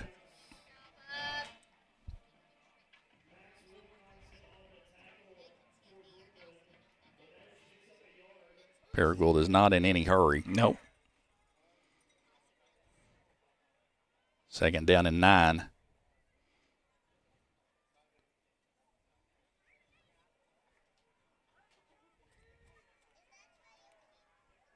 Empty backfield here, so we're going to put the ball in there. Yep. Going to go right down the middle of the field, and it is nearly intercepted. Oh, goodness. And that's the one thing you can't do. Right, Nassau was down there, and we actually had two receivers in the same area. Yeah. Z.K. Linedge was down there with Asawa, but that ball kind of hung up there a little bit and falls incomplete. So it's going to bring up 3rd down and 9. The clock stopped with 38 seconds left. It looked like Rayton had found a hole in the zone there they're playing and could have had opportunity to catch the ball. Trips to the far side now. Yep. So Reed just going to take off with it up inside, and he is going to be swallowed for no gain, maybe a loss of a yard on the play. Let's see if Brookland calls timeout. Yeah, I would think they would. And I don't see any thing that would indicate they will, so they may just let the time run out. So it's 4th down for Paragould and 8. Paragould can let the clock run out if they so desire, and apparently that's exactly what they're going to do. And Brookland's going to be very satisfied to take a 14-0 lead into the halftime. And that is the end of the first half. Brookland Bearcats 14, Paragould Rams nothing. And Brad, a lot like we've talked about, it's just the fact that Brookland has executed well, and we have had a difficult time stopping the run, and we just haven't been able to sustain a drive. And some key penalties defensively on that one drive they scored on the second score helped. 30 yards of penalties helped there, and we've got our work cut out for us. Got to go in at halftime, but again, our offense has got to put some points on the board. Got to. So we'll see if the Rams can come out. We will get the kickoff to start the second half.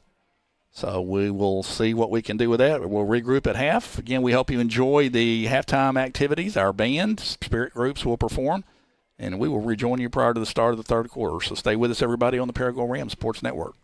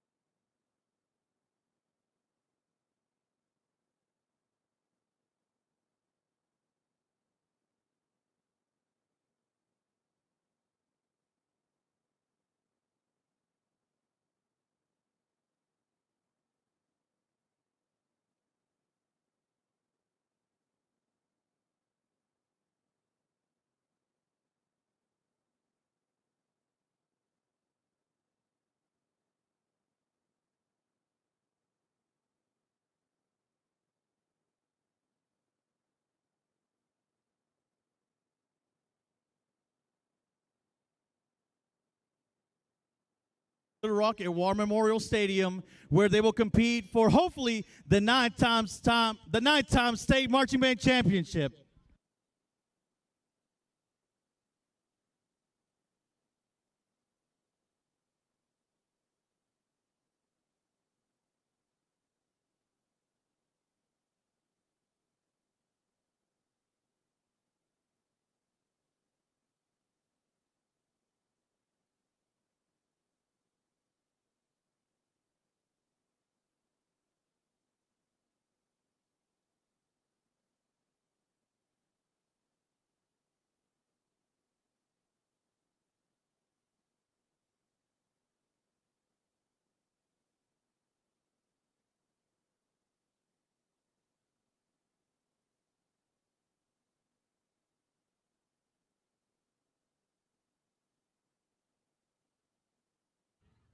Drum major Tyler Eden, is your band ready?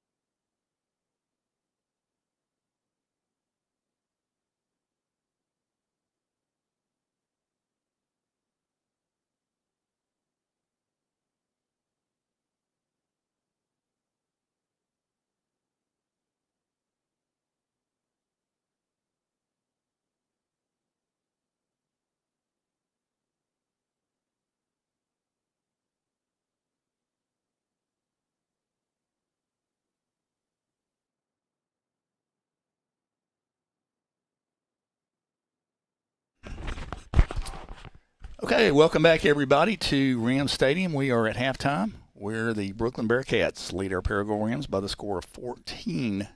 And you just saw a nice performance from our Paragould High School band. We want to wish them well in the state competition. I believe it's next Tuesday. Okay. Want to wish them well, and a good shout-out to our spirit groups as well.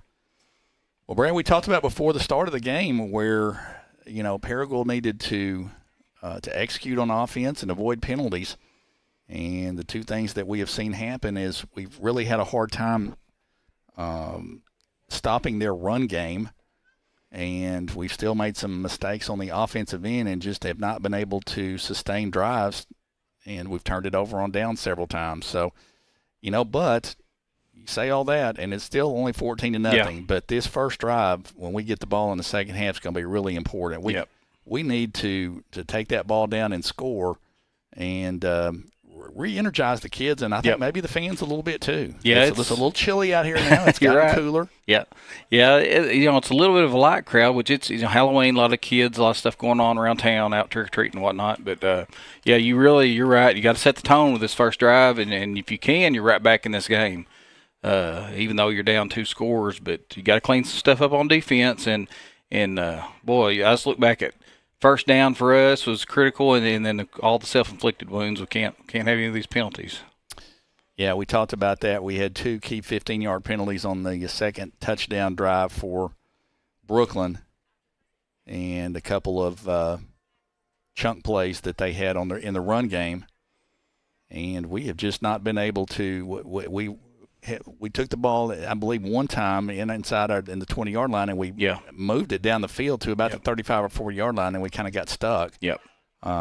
With a real short or no gain on first down, and that's what gets you. That is so important for our offense, is to make positive yards on first down. Yeah, and it doesn't have to be much, 2 or 3 or 4 yards. All we really need there, and really keep things going. So we will see. There was one play that we ran, which was a little toss sweep out there to Z.K. Laneige in the first half. Really liked that play. That was on a third down play, and that kind of broke our tendency a little bit, and that was a really nice play for a gain of 10+ that got us first down. Yeah, we've not used any shifts or anything like we did last week. I thought that wrinkle really helped us win it. They were just they couldn't stay in what they had practiced the lineup all week as far as how they're going to do defensively, and that really added a wrinkle. And really just came back with our base stuff early, and Brookland was able to stop it early. But like you said, to their credit, offensively they've kept us off balance. They've been able to execute pass and run, and just enough to keep the ball moving down the field. Well, and something else to look out for in the second half is we need to keep our timeouts. We're trailing 14-0, and we need to keep those 3 timeouts handy for if we need to stop the clock late in the game, and need to execute a little bit better on offense so that we don't have to spend those timeouts so quickly in the second half like we did in the first half. Yeah, you're right. You're going to need those if it stays a score game or so. You're going to need those late. So, if you don't get the call in, you're just going to have to call something base and then run a play and try to save those timeouts. Well, once again, you're watching the Paragould Rams Sports Network on YouTube. Jimmy Dodd Jr. along with Brad Hancock, and we say this every game. Hey, if you are new to us, please, please, please hit that subscribe button. We're trying to grow our subscriber base, so if you haven't done so yet, please hit that subscribe button. And for those of you that have done that, we really appreciate it. I know the school's interested in growing the network, and Zach Kent just does such a great job behind the scenes, and the kids work hard in this program, and that kind of lets everybody know that people are paying attention and watching. When we really appreciate you hitting that subscribe button and helping us grow. Yeah, these kids do a great job, and of course Zach leads the whole thing, and it's constantly improving each year. And I think they even got some money donated to them and for this game from T-Mobile. So that's more the money they can use to spend on that program and continue to grow it. So the Rams are back out on the field. Actually, both teams are back out on the field. And they put another couple of minutes back on the clock. Again, it's just an outstanding – it's actually gotten cool. It's an outstanding night to play high school football, no doubt. But you can tell that we kind of went from summer to winter almost. Sure did. In just a few weeks there. It's not winter, but it is cool outside, but it's comfortable. Yeah. No, it was pretty cool this morning, and I think maybe expecting a frost Sunday morning. But, quite a few people brought their blankets out tonight, and you got to give this crowd something to get up and cheer about. Otherwise, they're going to sit underneath those blankets right now. So, an important offense to get something going. That's exactly right. Any scores? We were talking about that. You got a couple of scores for us in the first half? I think Green County Tech leads Batesville 14-7, and they were getting close to the half there. But Harding Academy is at Harding Academy, and Harding Academy is winning that game 14-0, which that'll be a big one for the conference standings. Mm-hmm. And then Valley View at Nelton, and Valley View leads 14-7. That's a good ball game as expected. Like both those teams undefeated in conference, right? Yeah, I believe so. Yep. So the Rams make their way back out to the Rams sideline. Paragould kicked off to begin the game, and we should have the option to receive. Second half kick, and again, a really important drive out of the gate here to answer and try to get back in this ball game. So Austin Burden will go deep. Yeah, and if I'm the coaches here, you got to be prepared for anything. You don't want Brookland trying to steal a possession here, right. So got to be cognizant of because we've seen them do that to us, kind of pull an onside kick on us at the last second. So got to try to. Good point. Yep. So Reed Phillips is going to back up on the far side. And that's about where he took the field of the last kick there, so that's where they're expecting it right now. Caden Rodriguez, number 48, to kick off. And this is a line drive kick that's going to be returned and then fumbled by Paragould at the 35-yard line. 25 picked up, and that's going to be a nice run back by Austin Burden out over the 35 to the 36-yard line. So that's okay. That's a good field position to start out with. Yeah, gives you a little breathing room to operate here. So first down and 10 for Paragould. Reed Phillips will lead the team back out. Football at the Paragould 36-yard line. First down and 10, opening possession of the second half. Yeah, and like we talked about at halftime, these first downs are going to be critical. So watch what we do on first down. Snap back.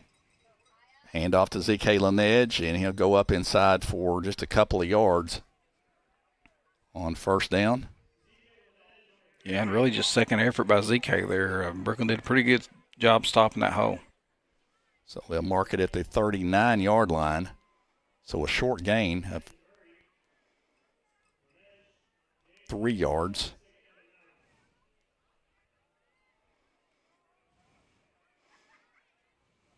Second down.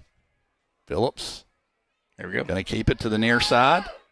And he's going to be knocked out of bounds at about the 45-yard line. So a nice pickup on second down. We're going to be a little short of the first down, but it's going to bring up third down and short. Yeah, and that's a good weak side run there to us. We were set up heavy on the open side and attacked the weak side for a pretty good gain there. So third down and 1. I would almost say this is 2-down territory. Yeah, we're bringing in some big bodies, so look like we're going to run our dozer set. Probably looks like, and that's what this is here. We haven't run that tonight yet. Snap back, hand off to Sal, and we fumbled the football. Still oh, loose. My goodness, it's loose. And we're going to fall back on it at the 35-yard line.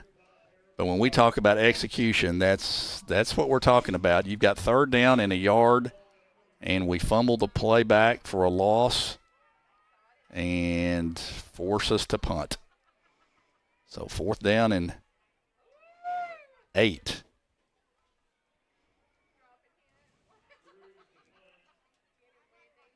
Good snap. Low line drive punt will hit. And Brookland's just going to let it roll dead at about the Brookland 31-yard line. Brett, that's what we've talked about. That's been the biggest challenge for this football team is just finishing drives. They did a nice gain on a second down run, have third down and a yard to go, and then we just simply don't execute the play and wind up having a punt. Yeah, and it's the mistakes. They're so frustrating because they're basics. It's basic stuff, that handoff there. You got your heavy set in, and all you got to do is get those guys to move, get a handoff to Usawa, and he's big enough you feel like he can get a yard or two for you. So Brookland will have it first down and 10. Handoff. Little shifty run. I tell you, number 12 is a good shifty little runner. He's not that big, but Elijah Hammond, he's a 10th grader, and they list him at 5'10" and 150. And yeah, he just weaves in and out there really, and he's patient, waiting for a hole to open up for he's fast. And if he can get in the open field, he's got some speed. But he picks up 7 yards on first down, out to the 38-yard line. 2nd down and 3.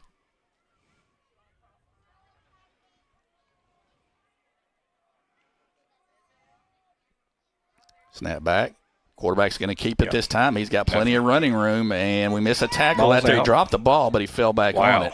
Yeah, boy, it was a lucky break for Carter there to get that ball back. Sure was. And he's going to take it into Paragould territory to the 48-yard line, but that ball took a Brookland bounce. Yeah, if this was the old grass field, that wouldn't have bounced back to him like that. That would have been behind him. But, yeah, that's twice tonight we've seen the ball hit the turf and go right back up to the ball carrier. So the Bearcats have it 1st down and 10 on the Paragould 48-yard line. And, again, they've been pretty methodical in their offensive approach here, but they've got a 2-score advantage in possession here in Paragould territory. 9 minutes, 22 seconds to play in the third quarter.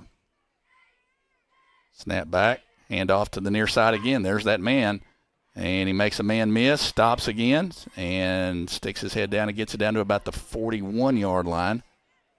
So, again, nothing fancy, but they're picking up 7-8 yards on first down. Yeah, they're just getting their athletes out in space there and letting them make plays. And, Hammond's doing a good job of weaving in and out because, like I said, he's not a big guy, so he doesn't want to take that lick, so he's doing a good job of avoiding it. Pick up a 7, 2nd down and 3. Ball at the Paragould 41. The big thing it does is, Gabe Carter's not having to carry the load as he has been in the past. He's been able to hand it off to his tailback. Snap back. He's going to drop back to throw. Looks, throws it down the field, and it is possibly – thought we had a chance to pick that one off. But it falls incomplete back at around the 15-yard line. Yeah, and their passes are all just one man, a single receiver out. So, yeah, you feel like you might get safety help and pick one off. So that's going to bring up 3rd down and 3. And Brad, I really kind of think that play call was something that they feel comfortable enough in their run game that they can pick up 3rd down and 3 that they were willing to take that shot. They'll go for it on 4th. They was going to take a chance. 3rd down and 3. Handoff up inside, and Paragould does a nice job that time. Who was that for us? Was that that was Burgess, I believe. Burgess, I believe so. And there's a young man down on the field for Brookland at the 40-yard line. And yeah, it looks like one of their linemen probably got rolled up on from behind by the back. Gillen Burgess did a great job of submarining that play, and it's short of the first down, so it's going to be 4th down and 2. But right now the concern is the injured Bearcat on the field. Yeah, he's getting up, hopefully. Yep, and that's number 52, Riley Hicks. Okay. It's being assisted off the field. Yeah, and you're right earlier. You saw that call on 2nd down, and so it kind of gives you an idea that they're probably going to go for it on 4th, as you would expect here, based on that call. And if they go for it, presents an opportunity for our defense to change the momentum of the game here. Sure does. You got to do it. But one of their big linemen just went out there, so let's see where they try to run this ball. Like I said, usually when they're needing yards, 15's going to have it, and he's going to follow wherever 30 leads. So all right, here we go. 4th down and 2. So ball's at the Paragould 40. 30 and the other H back to the left. Snap back. Quarterback's going to keep it around the near side, and he's got the first down. Makes a man miss, and he's going to take it down for a chunk play down to about the 23-yard line. And, again, Paragould had an opportunity there and just couldn't quite make the tackle. Yeah, nice design play there. They faked that run to the left, and Carter able to keep it and pick up good yardage there. They're going to mark him down at about the 25-yard line, make it the 24-yard line, but it's going to be 1st down and 10 for Brookland. 7:59 to play in the third quarter, and Brookland leads 14-0 and driving for a 3rd score here. Come on, defense. Yeah, it's critical. You got to get a stop here. Can't give up any points because Brookland not in a hurry. 1st down and 10. Inside handoff to number 19, and that's stacked up pretty well by Paragould. That young man on the carry was Nathan Murray for the Bearcats. Short gain of a couple, make it 2nd down and 8. Good job of the defensive line there for Paragould, holding that to a short gain. Yeah, Brookland snapping that ball. They're running the play clock all the way down to like 6 seconds there before they snap that ball. So they're sitting on this lead here and banking on trying to convert this drive right here, and going to put you in a really tough spot if you can't get them stopped. 2nd down and 8. Snap back, quarterback's just going to take off with it around the left side, and he's got some running room, and Paragould's going to bring him down short of the 1st down at about the 19-yard line, but it's going to bring up 3rd down and about 4. As Carter just took it off around the left end and picked up a few yards, but it's going to bring up 3rd down and 4. Yeah, kind of expected the way this game would start. You're seeing Carter really take control of this game and take the bulk of the load right here on this drive. Ball at the 18-yard line. 3rd down and 4 for the Bearcats. Snap. Handoff up inside to Hammond. Twist and turns, and he's knocked backwards. He's going to be short of the 1st down. Yeah, better job tackling inside there. I think Asawa in on the play for Paragould, and that's going to be 4th down and about 2. Yeah, undercut him there for the linebacker spot. So big play right here. Big play right here. Yeah, if you want to stay in this ball game, it's right here. You got to give max effort. It's actually about 4th and 3, Brad. Looks like it's at the 17-yard line. So let's call it 4th down and 3 with 6:08 to play in the 3rd quarter. Paragould down 2 scores. Huge play right here. Yeah, they're going to split their big receiver out to this near side here.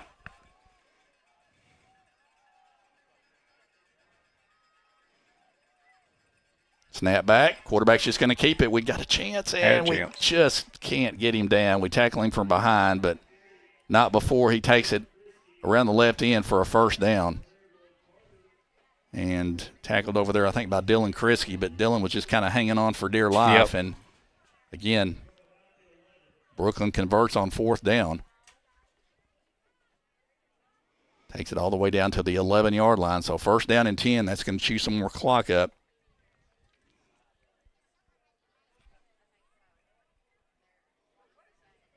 But again, nothing fancy from the Bearcats, but just solid execution. You don't know, no 5-yard penalties, and all the way down to 5 seconds on his play clock here. Yep. Another handoff up inside. That's Hammond again, and he'll take it down to about the 8-yard line.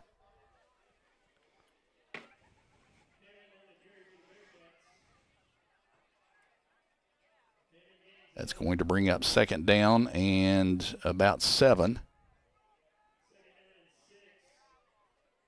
Brookland can get a 1st down without scoring. But again, they are just chewing not only yardage, but the clock up as well. 4:45 to go in the 3rd quarter.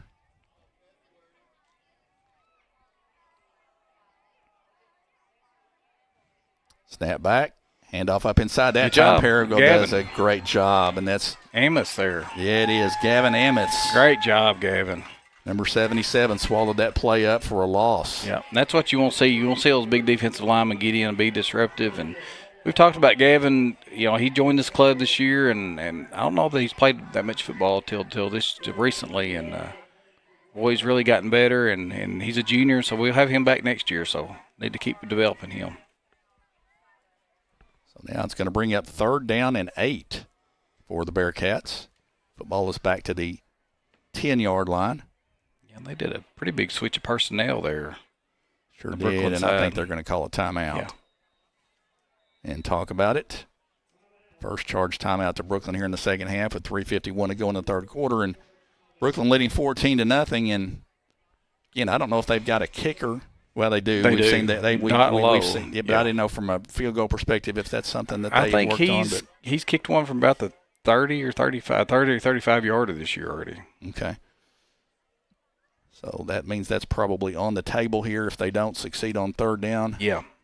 From about the 10-yard line.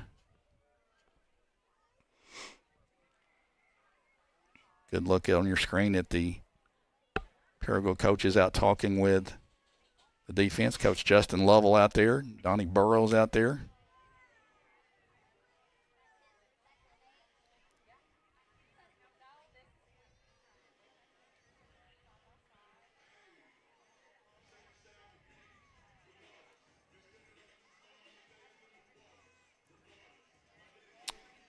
back out on the field. Yeah, so we got our big defensive line in there with Amos, Ray, Tyler Ray, Jarrett Ray, and Thomas Henry here up front. So going a little bit big here on this drive at the end. All right, 3rd down and 8. Snap back, quarterback rolls to the near side, looks to throw, being chased, throws it into the back of the end zone, and it is going to be almost intercepted. In fact, Zach Flowers had an opportunity to make that catch and just couldn't grasp it. Sure did. But that would have been a turnover if we could have grabbed that. And yeah, receiver came open there on the back of the end zone, and the quarterback just held it a little bit long, and Flowers was able to close that gap, try to make a play on it. That would have been a tough play, but I think it was doable. Yeah, here goes your field goal kicker. Yeah, now Brookland's going to attempt a field goal of about 26 yards, put it down on about the 16 or 17, maybe call it 27-yarder. Ball is down, the kick is up, it's too low, and it's no good. That's big for him. And we've got a penalty. Have we got running into the kicker? Looks like it.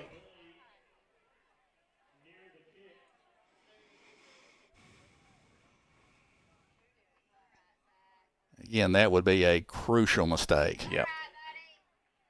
And that's exactly what it is.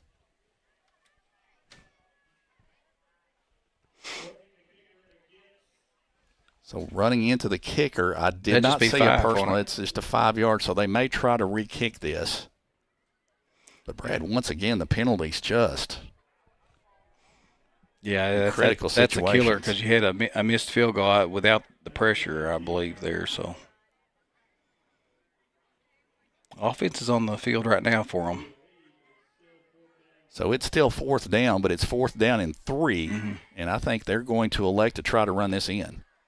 Looks like it. Maybe they're going to take a timeout here. Well, no, there's still plenty of time on the play clock. Yeah, haven't even wound it yet. So. Right. Ball's on the 5-yard line after the penalty mark off.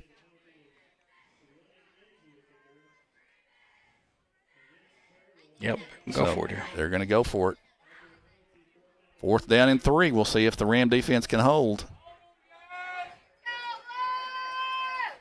Snap back, and the quarterback had to mishandle snap.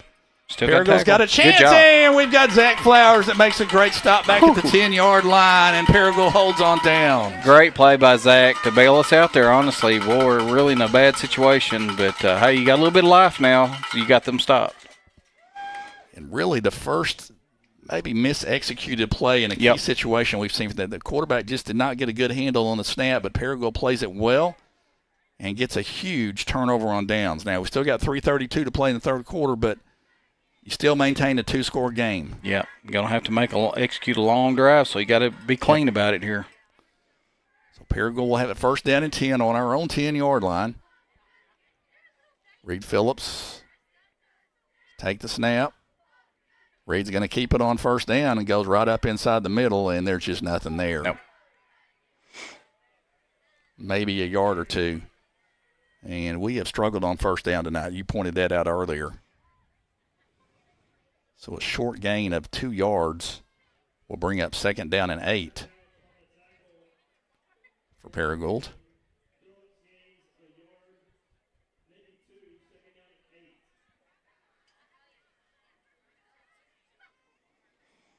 Rams up to the line of scrimmage. Snap. Inside handoff. And there's going to be a couple of yards there, but that's about it. Yep. Basically same play again. Markul Ataya. Okay. Will take it out to the 16-yard line, which is going to be 3rd down and 4. Close to 3rd down and 5. Clock running, 2:23 left in the 3rd quarter. Yeah, play clock getting down on you too, so can't mess around here lining up. Need to save those timeouts if possible.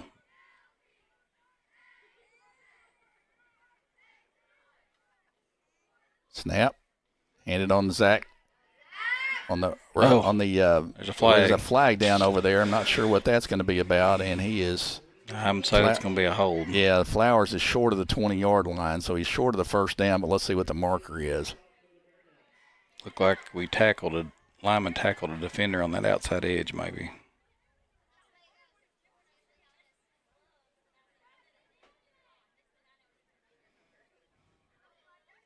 Markers at the 16-yard line.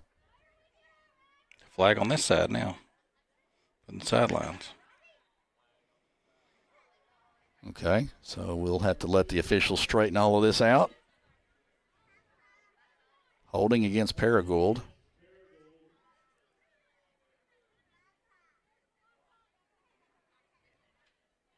And that's just going to be a sideline warning against Paragould as well.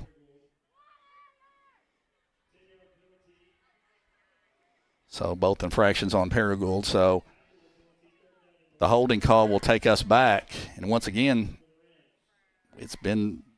we've just talked about it a lot this year. Those penalties have really been costly. Yeah. So this takes us back to 3rd and 12. Yeah, you're already in a sort of 3rd and medium situation. Now you're 3rd and long and really need to put the ball in the air here. So you got to be careful. Don't want to pick one off. Reed Phillips takes the snaps, going to throw it, looks, throws it across, and that's behind the intended receiver, Austin Burden.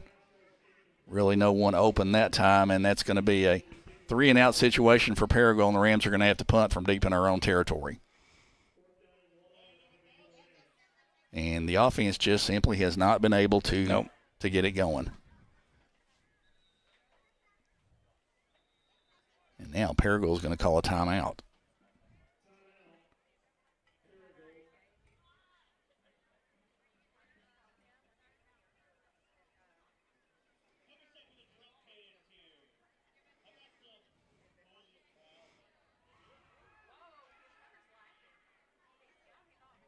I think Coach Phillips has wanted a word with one of the officials. Yeah, you're right. He's still upset about that holding call on that far side, I think.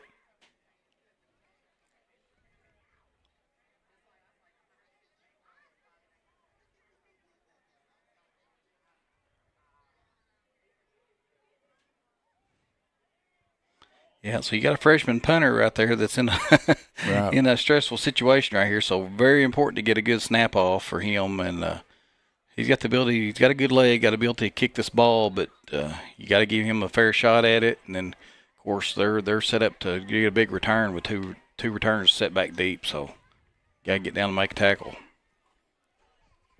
So Chris, and we've got a flag that's been thrown, and I believe this is going to be on one of the Paragould coaches. Yeah.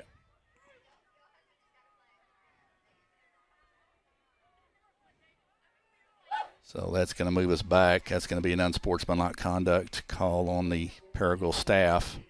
Ejection. And an ejection.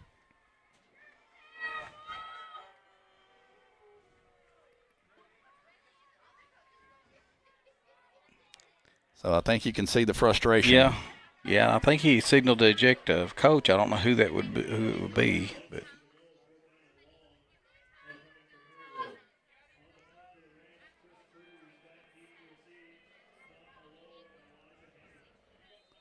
So Paragould now will be forced to punt from deep in its own end. Good punt, actually. Yeah, it is. Really good punt, all the way to the 45-yard line.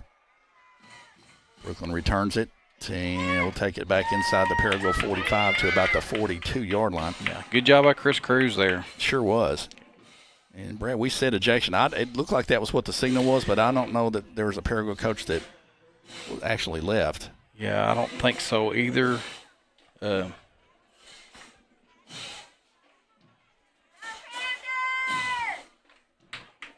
any event, it was a 15-yard unsportsmanlike conduct penalty. And again, I just think you can just sense the frustration down on the sidelines there.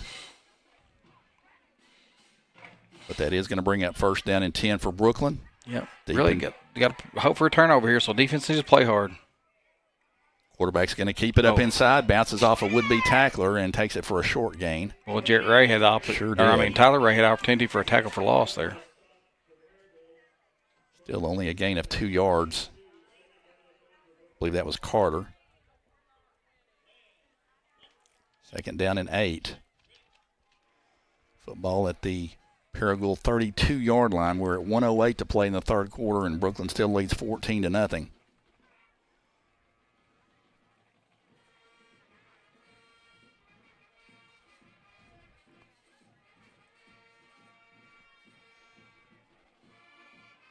Snap back. Brookland looks to throw. They throw a little short pass over the middle, and it was tipped. It was intended for number 14. Yeah. Josh Ward, I think, got a hand on that. Leighton Byler, and it was either tipped or it was thrown behind the receiver, one or the other. And it's going to bring up I'm really surprised about these play calls here for them. If I were Brooklyn, I go back to that run game and get that going. So that incomplete pass stops the clock and helps us out a little bit here. 3rd down and 8. Man in motion. Quarterback looks to throw. Being chased. That's a hold, and he got that. So that's going to come back no matter what happens here. Yeah. And that pass is incomplete. Yeah, and Trammell needs to be careful. They laid a lick on the receiver there, but they can't do much talking back there. But you're right. That hold was – everybody in the stadium saw that. Yep. On Thomas Henry trying to put pressure on the quarterback. Yep.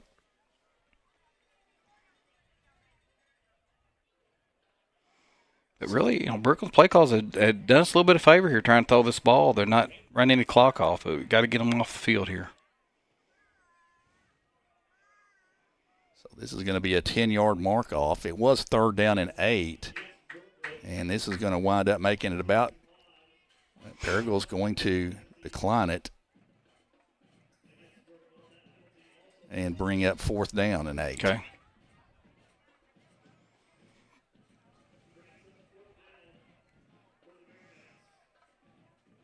Kind of an interesting call there. Yeah.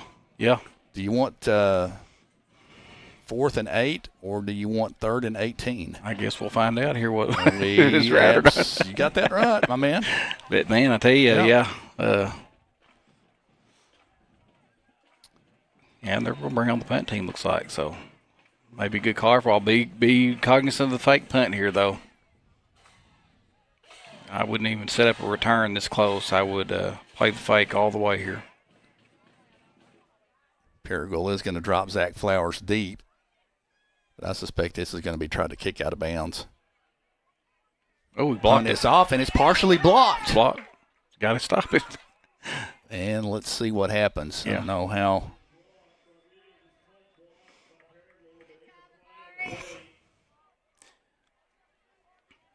Yeah, it was blocked, but it trickled down to within the 20 there, so. There's some discussion on the officials.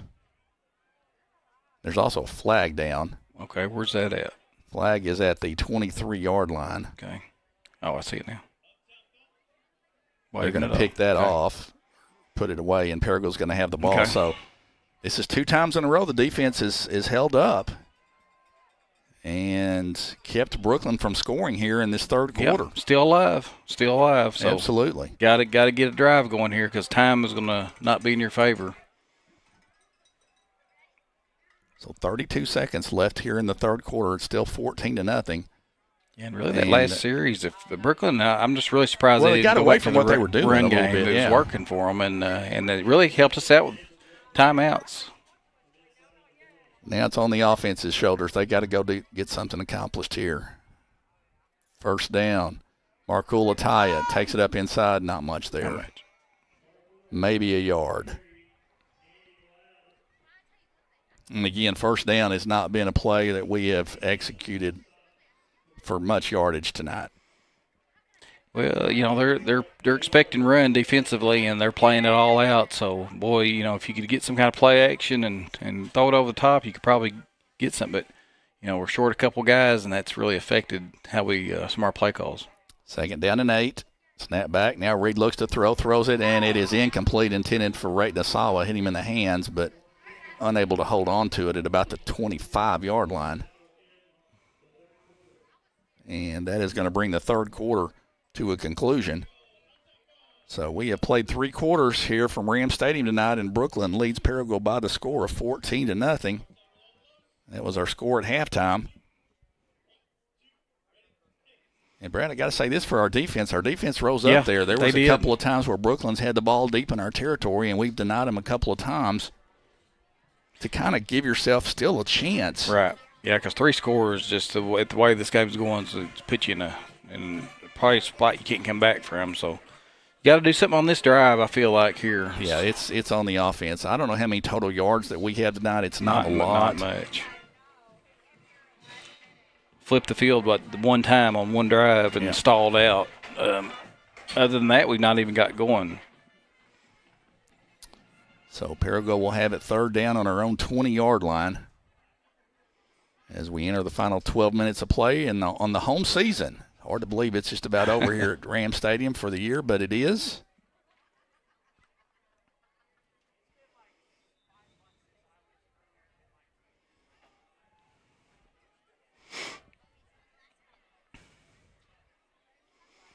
Yeah, and third and long, this is a difficult play to find for a yard that's down in distance in your playbook. Third down and 8. Snap back to Phillips. He tosses it to the left side around the left end. That's a similar play that we tried to run on that third down play. That one's not as successful. It's going to be a pickup of only a few yards. Is that ZK Laneige again? Yeah, it was that little toss out there, and after Reed tossed it, he actually turns into a lead blocker there. So he'd run that earlier in the first half for a pretty good game, but didn't get much there. Well, that's only going to gain a couple of yards. They're going to bring up fourth down and 5, and Paragould's going to elect to punt with 11.5 minutes left to play. So the good job of the defense. And what's a good punt? It is. All the way back to the 42-yard line. And good job by Josh Ward. Good hustle that time. Yep. Alex Luke back there, too. Alex Luke as well, yeah, absolutely. To bring the punt returner down after a short gain. Yeah, and you just feel like Brookland, you're getting the ball at midfield here, so, you really look for them to try to get that run game cranked up and going again. I'm really surprised on the last drive, so let's see what they do here. Football at the Brookland 47-yard line. They have it first down and 10. They're in solid control of the game at 14-0. But it's still a situation where one play could swing this in our direction, but we just have been unable to generate much offensively. Hand off inside, and that's not a huge gain on first down. Pickup of about 3 yards for Brookland. 77 Amos in there again on the tackle. Good job by him. Made several good plays for us. Yep. Call it a gain of 3. He wrapped that back up, and he was actually trying to rip the ball loose. So there it looks. And that's what it's going to take. We're going to have to try to create a turnover. Absolutely. And as you mentioned earlier, Brookland's done a nice job of milking the clock. Yeah. Yeah, they're 10 seconds before they're even breaking the huddle. Snap back. Handoff up inside. Paragould is there, and, boy, he is so slippery, and Paragould just cannot get that young man on the ground. Number 12, Elijah Hammond. Yep. Paragould looked like we had the play well diagnosed, but just could not bring him down. And Amos was in the backfield there again and had a chance to have a hand on him, but couldn't pull him down. So the gain is down to about the Paragould 44-yard line, where it's going to be third down and a yard. Yeah, and this is more what I expect Brookland to do on that last drive. So look for a heavy dose of run and maybe the quarterback keeping here. So both the halfbacks to the right side. Snap back, handoff up inside, and it's going to be, I believe he's short. Yeah. He's going to be marked short of the first down, so that's going to be fourth down for Brookland. The football just a tad inside the Paragould 44-yard line, so here comes about a fourth down and about a half yard to go. Yeah, this is quarterback sneak here all the way, unless they want to try a hard count. But yeah, another big fourth down for the defense.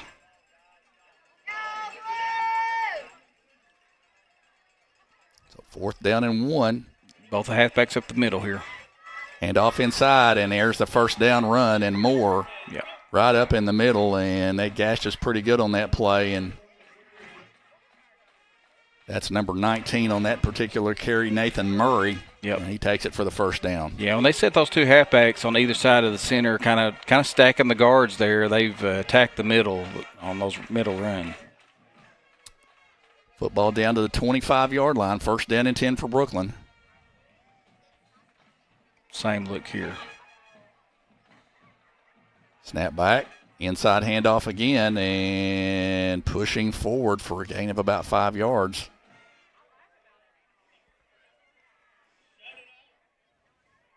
Yeah, really similar to what we do, where we pull linemen. They're using those halfbacks to send 2 or 3 guys into the hole and then hand off right behind it.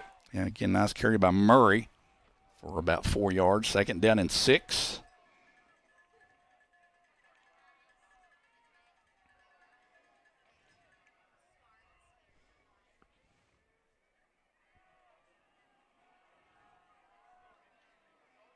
Snap back. Inside handoff. Stop and go. And this time Paragould does a good job. Flag. And we do have a flag. You think that would be another hold here? Right along the line of scrimmage. And I believe you just called it.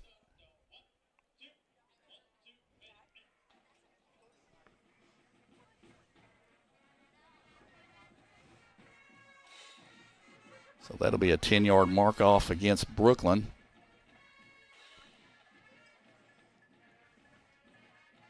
And move the football back outside the 30-yard line, back to the 33-yard line. Bring up 2nd down and long. Again, our defense has done really a nice job here in the second half. Yeah, they've tightened it up after the early drives.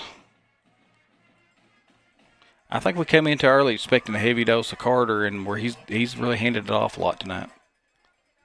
Quarterback looks to throw. Now he's going to go deep with it. Throwing Lobs it. it down near the end zone, and it is almost caught down there, but Paragould did defend down there near the goal line. It falls incomplete.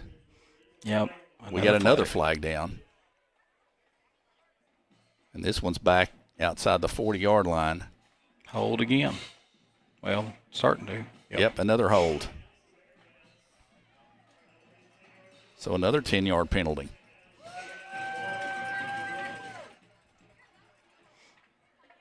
Yeah, I'll tell you what, that last play, Amari, he backed up there and tried to make a play on that ball. So let's see if Brookland tries to throw this again. Maybe we can get a defensive score here, get a turnover, and flip this field. Ball is at the 42-yard line. Brookland needs the 15-yard line for a first down. And I would really not be surprised if Brookland just ran it a couple of times and punted. Yeah, and they're going to run this clock all the way down before they do it. Yeah.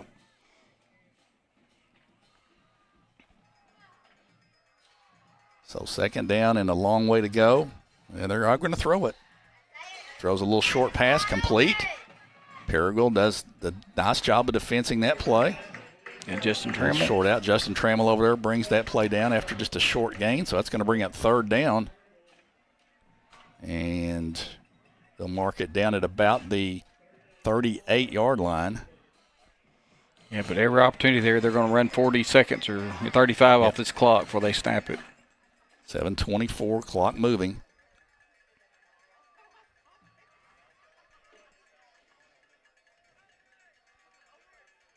Quarterback looks to throw. He's going to throw it again. Sort of a jump ball down here, and it is caught at the 10-yard line. My goodness. And he just outfought our defender for the football down there at the 10-yard line. They just threw a jump ball. Yeah, we had 2 guys there. Yeah. And they make the catch. And he sort of shielded the defender, did a really nice job. But well, he's a big guy. He's 6'3", got good size and length, and he used that to his advantage there. So they convert on a jump ball. On a jump ball and make it 1st down and goal at the 10-yard line. Credit them. That was just nothing fancy about it, but they take their tall receiver, and he shielded the defender, and the defender just went up and grabbed high-pointed it and caught it. And they're actually using a timeout here. And Brookland's going to call a timeout with 6:34 to play.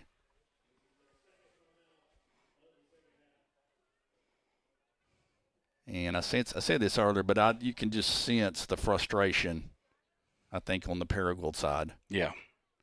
Again, there's a 3rd down and forever, and they're able to make a play on us and get a 1st down. With 6:34 to play, defense has done a nice job of keeping them out of the end zone. They've had 2 opportunities to score in the last couple of drives, and Paragould's kept them out and kept it at 14-0, but the offense has just not been able to get anything going. No. Yeah, with the offense on the field, you're giving defense a break, too, and these guys have been on the field a lot this second half, so you got to – they've pretty much done their part, giving up a couple of plays here and there. But if the offense could have moved the ball some, it would really help them out. So the Brookland offense comes back out on the field. I believe, was that Byler that made that catch? Yes. Yeah, Leighton Byler. Pretty much anytime they go to a pass set, he's the only one in the route. Sometimes they got Hammond in the route too, but pretty much that's just it. So first down, handoff inside to number 19, and he is just going to take it straight into the end zone. He hit the hole hard, and they blocked it well at the point of attack, and number 19, Nathan Murray, takes it in the end zone, and that makes it a 3-score game at 20-0 with 6:27 to play. And finally, the defense just kind of gave out there in that situation. So Brookland now will attempt the extra point, try to go up 21-0.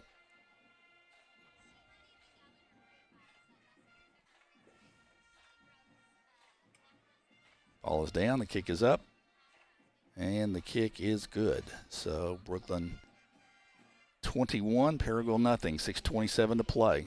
Brett, any other scores? Anything updated? Yeah, everything's so far has stayed about the same. And 14 is the popular number tonight. Still got Tech up 14-7 over Batesville. Harding Academy 14-0 over Wynn, and Valley View 14-7 over Nettleton. And that's pretty much where it was at half. So, which they're probably a little bit behind us. Our game's gone a little faster running this ball. So I think most of them are still probably early in the second half. All right, 6:27 left to play. Austin Burden and Reed Phillips will go deep for Paragould. We'll see if Brookland tries to kick it deep or they come with a sky kick. Yeah, you really got to strike fast if you'd have any hope at all here. So, your special teams score would certainly help your case a little bit.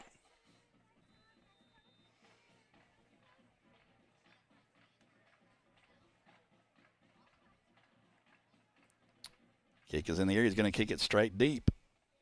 And Reed Phillips is going to take it back at the 10-yard line, go up the middle of the field, and he's going to be stopped out at over the 25-yard line out to about the 28-yard line.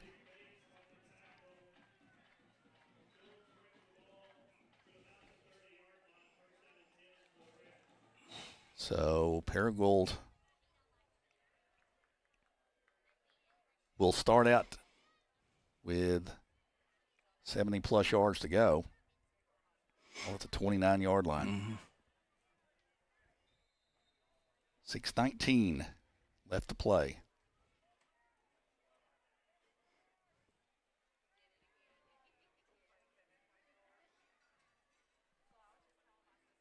Reed Phillips takes the snap, looks to throw. He's going to throw it deep, and he's got his man out here. That's Burden. He's got it. Austin Burden all the way down to the 30-yard line. Beautiful throw and catch. It was. Pretty throw by Reed, and great catch by Bird, and big play Bird. He's made several big ones for us this year. So that's the biggest splash play that we've had tonight for sure, and all the way down to the 29-yard line. Nicely thrown ball and a great catch by Austin.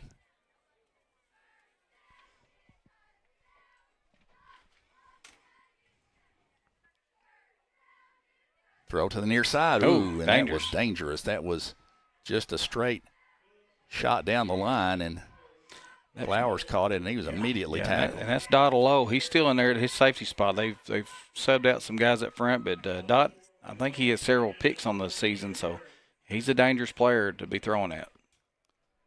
So it's going to be a loss of 3 on the play, second down and 13.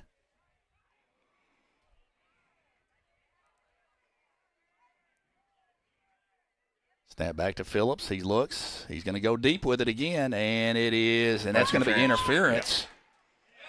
Yeah. And they got it. Yeah, the corner had Bird wrapped up pretty good there. Sure did. In the high school game, that's not a bad move if you think you're beat, honestly, the way the penalties are set up. No, it's not. But it is going to be a 15-yard penalty, and I believe that is going to be good enough for a first down. And it is.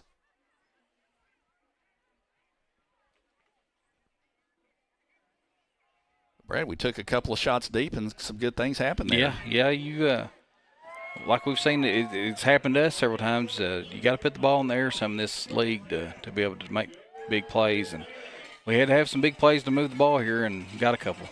All right, 1st and 10 on the Brookland 18-yard line. Phillips takes the snap. Now he's going to run it up inside, takes it around the end. He's got some running room inside the 10, down to about the 5, inside the 5 to about the 3-yard line. Yeah, nice running by Reed. He's a man on a mission on that play. You could tell right out of the gate.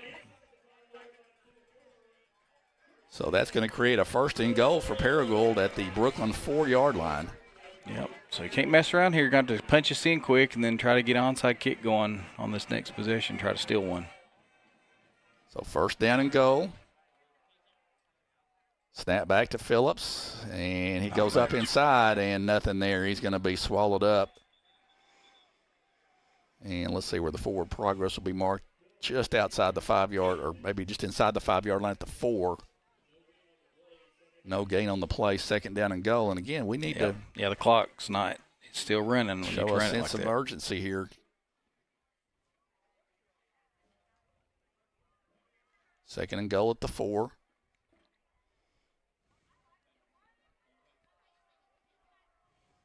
Snap, handoff, ZK Laneige, and ZK will be stopped short of the goal line at about the 1-yard line. Well, we saw this last week. It's the way we were able to move the ball down and kind of sputter at the end. So here you are, a 3rd down and short. 3rd down and goal at the 1-yard line. We've said that a few times. Yep. So let's see if we can punch this one in.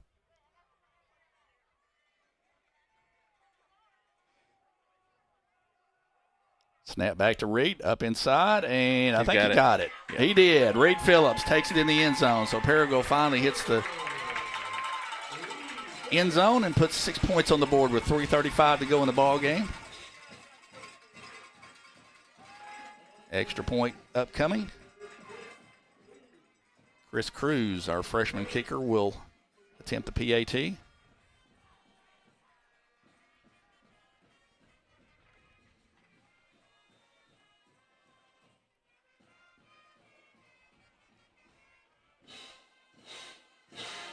Snap. It's down. We've got a flag down first, though.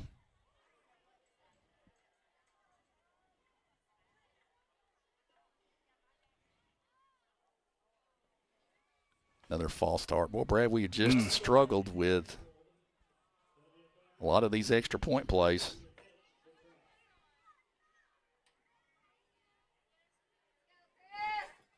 So we'll back it up 5, and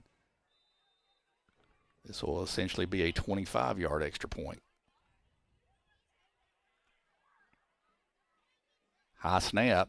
Good job by Burton of getting it down, but that threw the timing off, and the kick is no good. Yep. We've really struggled with the snap. It's just been difficult to get a snap, and that time that snap was so far off that the holder did a good job just to actually get his hands on it, but by the time he got it down, the timing was messed up. So Paragould unable to get the PAT, trails 21-6 with 3:35 to play in the ball game here from Rams Stadium.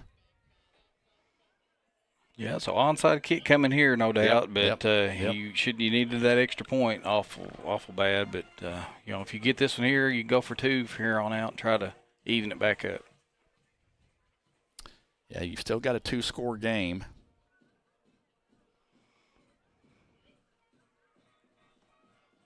Let's see what the Rams elect to do with the onside kick.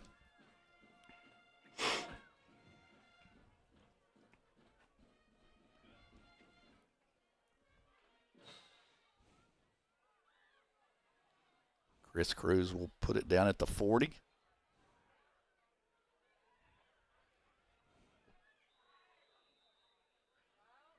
And here it is. It's a good onside kick, and it was good bounce up for Brookland, to be honest with you. Yep. But I thought Chris executed that pretty I did well. too. I thought he was going to get a good bounce there. So Brookland recovers it, and they'll have it at the Paragould 43-yard line, maybe the 44-yard line. Yep. With 3:33 to play, leading 21-6. 2 timeouts here. You're going to have to use them pretty early. Look for them to start the run, get the clock going. So going to have to use these 2 timeouts on this drive right here.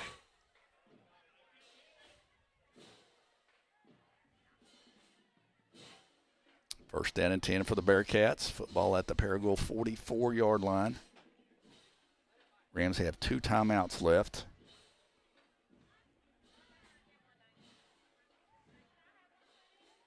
That back handoff to number 12 again. Again, he is just really slippery inside and does a nice job of avoiding tackles, and he picks up 5+ yards there. Yep. That's Elijah Hammond. He's a 10th grader. He's not very big. No, he's just elusive, and he's got good speed if he gets open field. He's got good footwork. He does a good job. And yeah, the clock's just with his running. feet. We're just letting it go. Yep. Yeah, 2nd down and 4.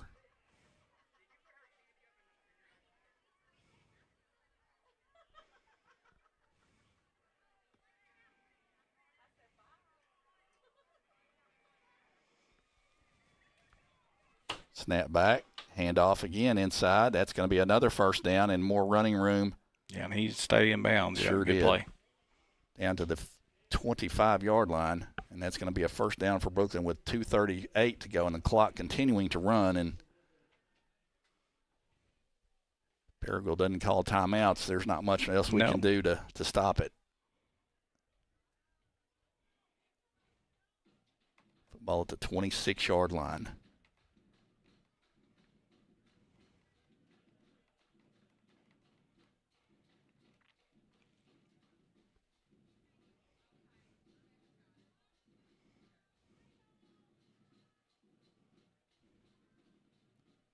Handoff up inside again. Nothing fancy, just straight up inside, and Brookland pushes forward for a gain of 3 or 4 yards. And the Rams apparently are not going to call timeout. Maybe we did there.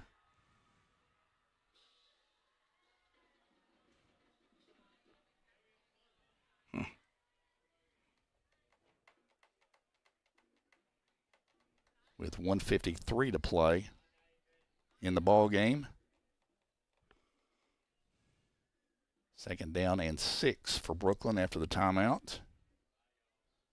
It'll leave the Rams with 1. 1:53 to play. Well, the Paragould defense in the second half, I think, has shown a little bit of spunk because Brookland had a couple of opportunities deep in Paragould territory to score. But until this last drive, the offense really wasn't able to get anything going. And finally, in the pass game, we had a couple of big plays. Yep.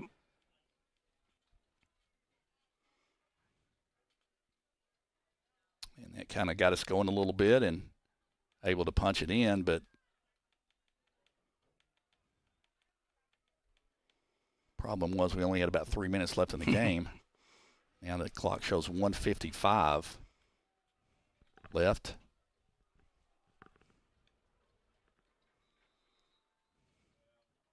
Second down and 6. Paragould 1 more timeout. So if Brookland picks up a 1st down, they can pretty much run it out. Yeah, just look for straight ahead run right here. And that's exactly what you're going to get. And that is going to be brought down after a short gain. Paragould's going to call timeout again as the football's at the just inside the 20-yard line. That's going to bring up 3rd down and about 3. Clock shows 1:49 left to play.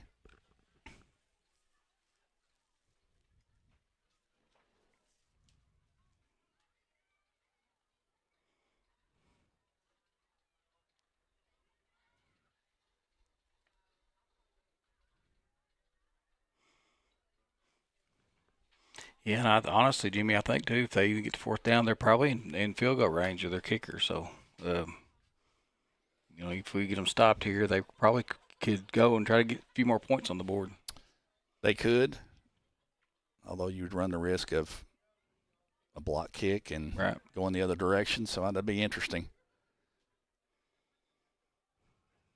But 3rd down and somewhere between 3 and 4 yards to go. The ball is just inside the 20-yard line.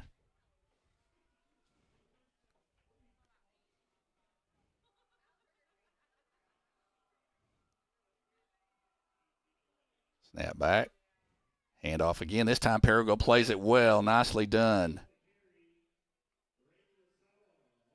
And Ray Nasawa brings that down for no gain. Actually a loss on the play back to the 23-yard line. So now it's going to be 4th down and 7. Yep. They're just going to keep the offense on.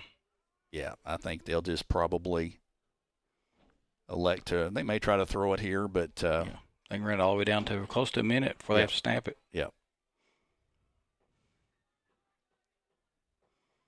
Yeah, Brookland's done a nice job in clock management tonight. Yes. So 4th down, snap back, straight up handoff inside, and Paragould makes the man miss. My goodness, he is slippery. Yeah, I think we missed the face mask there, too. I think you're right. So Paragould's going to be probably get a little bit of a break there that wasn't called, and it's going to be short of the first down at the 19-yard line. So the Rams will have possession with 59.7 seconds left to play in the ball game. But we trail by 2 scores, down 21-6. But that's 3 times that the defense has kind of risen up there and stiffened up and prevented them from getting any more points. Now Reed's going to drop back to throw, throws it out here, intended for Zach Flowers. Bird was wide open over the middle. He sure was. Yep. But I think Reed had his mind made up where he was going to go with it before, and Burden was 5 yards behind the defenders. Yeah, and you can see how they bid on that, just a little bit of play action there. Bought enough time for Bird to get behind the 2 safeties. So 2nd down and 10 after the incomplete pass. Snap back.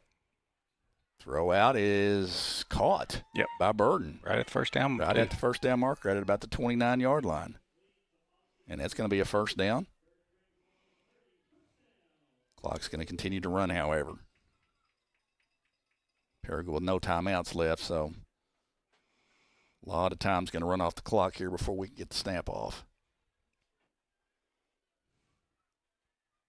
Snap back. Throws it out here, intended for Burden. And that's going to be incomplete. 26 seconds left to play.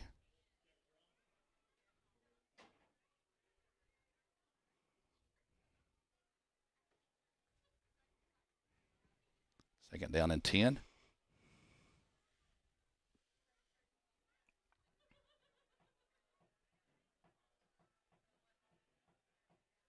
Snap is back. Reed's going to look. He's going to go down the field. There he is again. Burton. Oh, my goodness. Austin had it. The exact same play he was open on previously. They ran it again, and, man, right in the hands. Oh, my goodness gracious. He could have scored with that. Yeah, he could have. Oh, my goodness. 20.8 seconds left to go, but that would have been a foot race. Absolutely.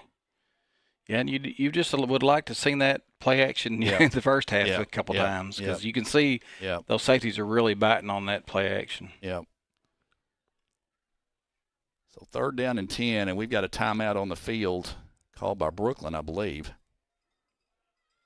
with 20.8 seconds left. Yeah, it's easy to call plays up here and second guess a lot of stuff, but I do think that when you look at the success that we have throwing the ball, when we go vertical down the field with Austin several times, I'd love to see us do that several times a game, because I think in the worst case scenario is that people will have a hard time defending him. If we catch it, we've got a big chunk play, and it also can loosen that run game up a little bit. Absolutely, yeah. And if teams don't respect us, that we're going to do that a couple of times, it really, enables them to put more people in the box and make our runs on first down harder. More difficult, yes. And then we struggle a little bit. But you can see, like you said, that that same play was ran 2 or 3 plays apart. Yep. And they bid on it both times. Sure did. And I suspect that's what they were talking about during the timeout. Yeah, a little coaching on that. So 3rd down and 10. Flowers to the far side now. Austin Burden to the near side.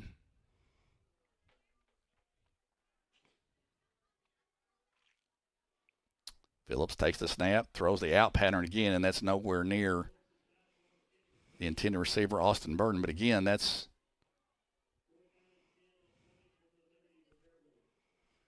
going to be well kind of short of what we needed going down the field. 16.7 seconds left to play. Fourth down and 10 now. Yeah, I think you're right. Last time I called by Brookland, their safety stayed back in zone this time. Didn't fall for the inside run at all. So last chance for the Rams here. Phillips takes the snap. He's going to just throw it up for grabs. It's going to be a jump ball, and it's going to be incomplete at about the 48-yard line, and Brookland will take over.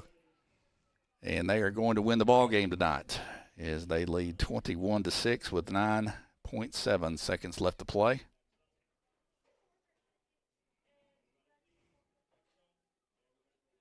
And I suspect they will just probably down the ball. Yeah. As Paragould has no timeouts left. Probably victory formation. And Brookland will claim their second win of the season. And second in league play.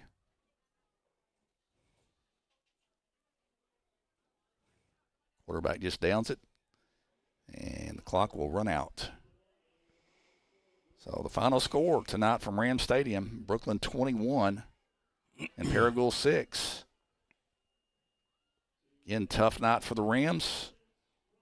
Struggled offensively until the last part of the game, and we got a couple of pass plays that kind of got us going a little bit, but got to credit Brookland. They executed really well on offense, and not the most physically imposing team that we've seen this year, but Elijah Hammond did a really nice job running the ball. He's elusive, as you say, slippery, and they come away with a 21-6 win. So that will bring our home season to an end here at Rams Stadium. We have one remaining game left next week out at Greene County Tech, and I know the guys will want to do their best to kind of leave it on the line out there at GCT next week. Always do. And so another tough night here at home for Paragould, but we've got one more to play, so got to regroup and get ready to go play out at GCT next Friday night to wind up the season. Well, Brad, thanks. Great job as always. Appreciate it. Thanks to our crew here on the Paragould Rams Sports Network, Zach Kent, all of our helpers. We appreciate it. Thanks for all of you for watching tonight. We appreciate that. And we will let you know that next week we have our first basketball, we call it our winter coaches show with basketball and some dance and spirit squads next Wednesday night out at the 1812 Pizza. So we hope you can join us for that. And we will be back with you next Friday night for the season finale out at Greene County Tech. So for Brad, I'm Jimmy. Everybody have a great weekend. We'll talk to you soon. Good night, everybody.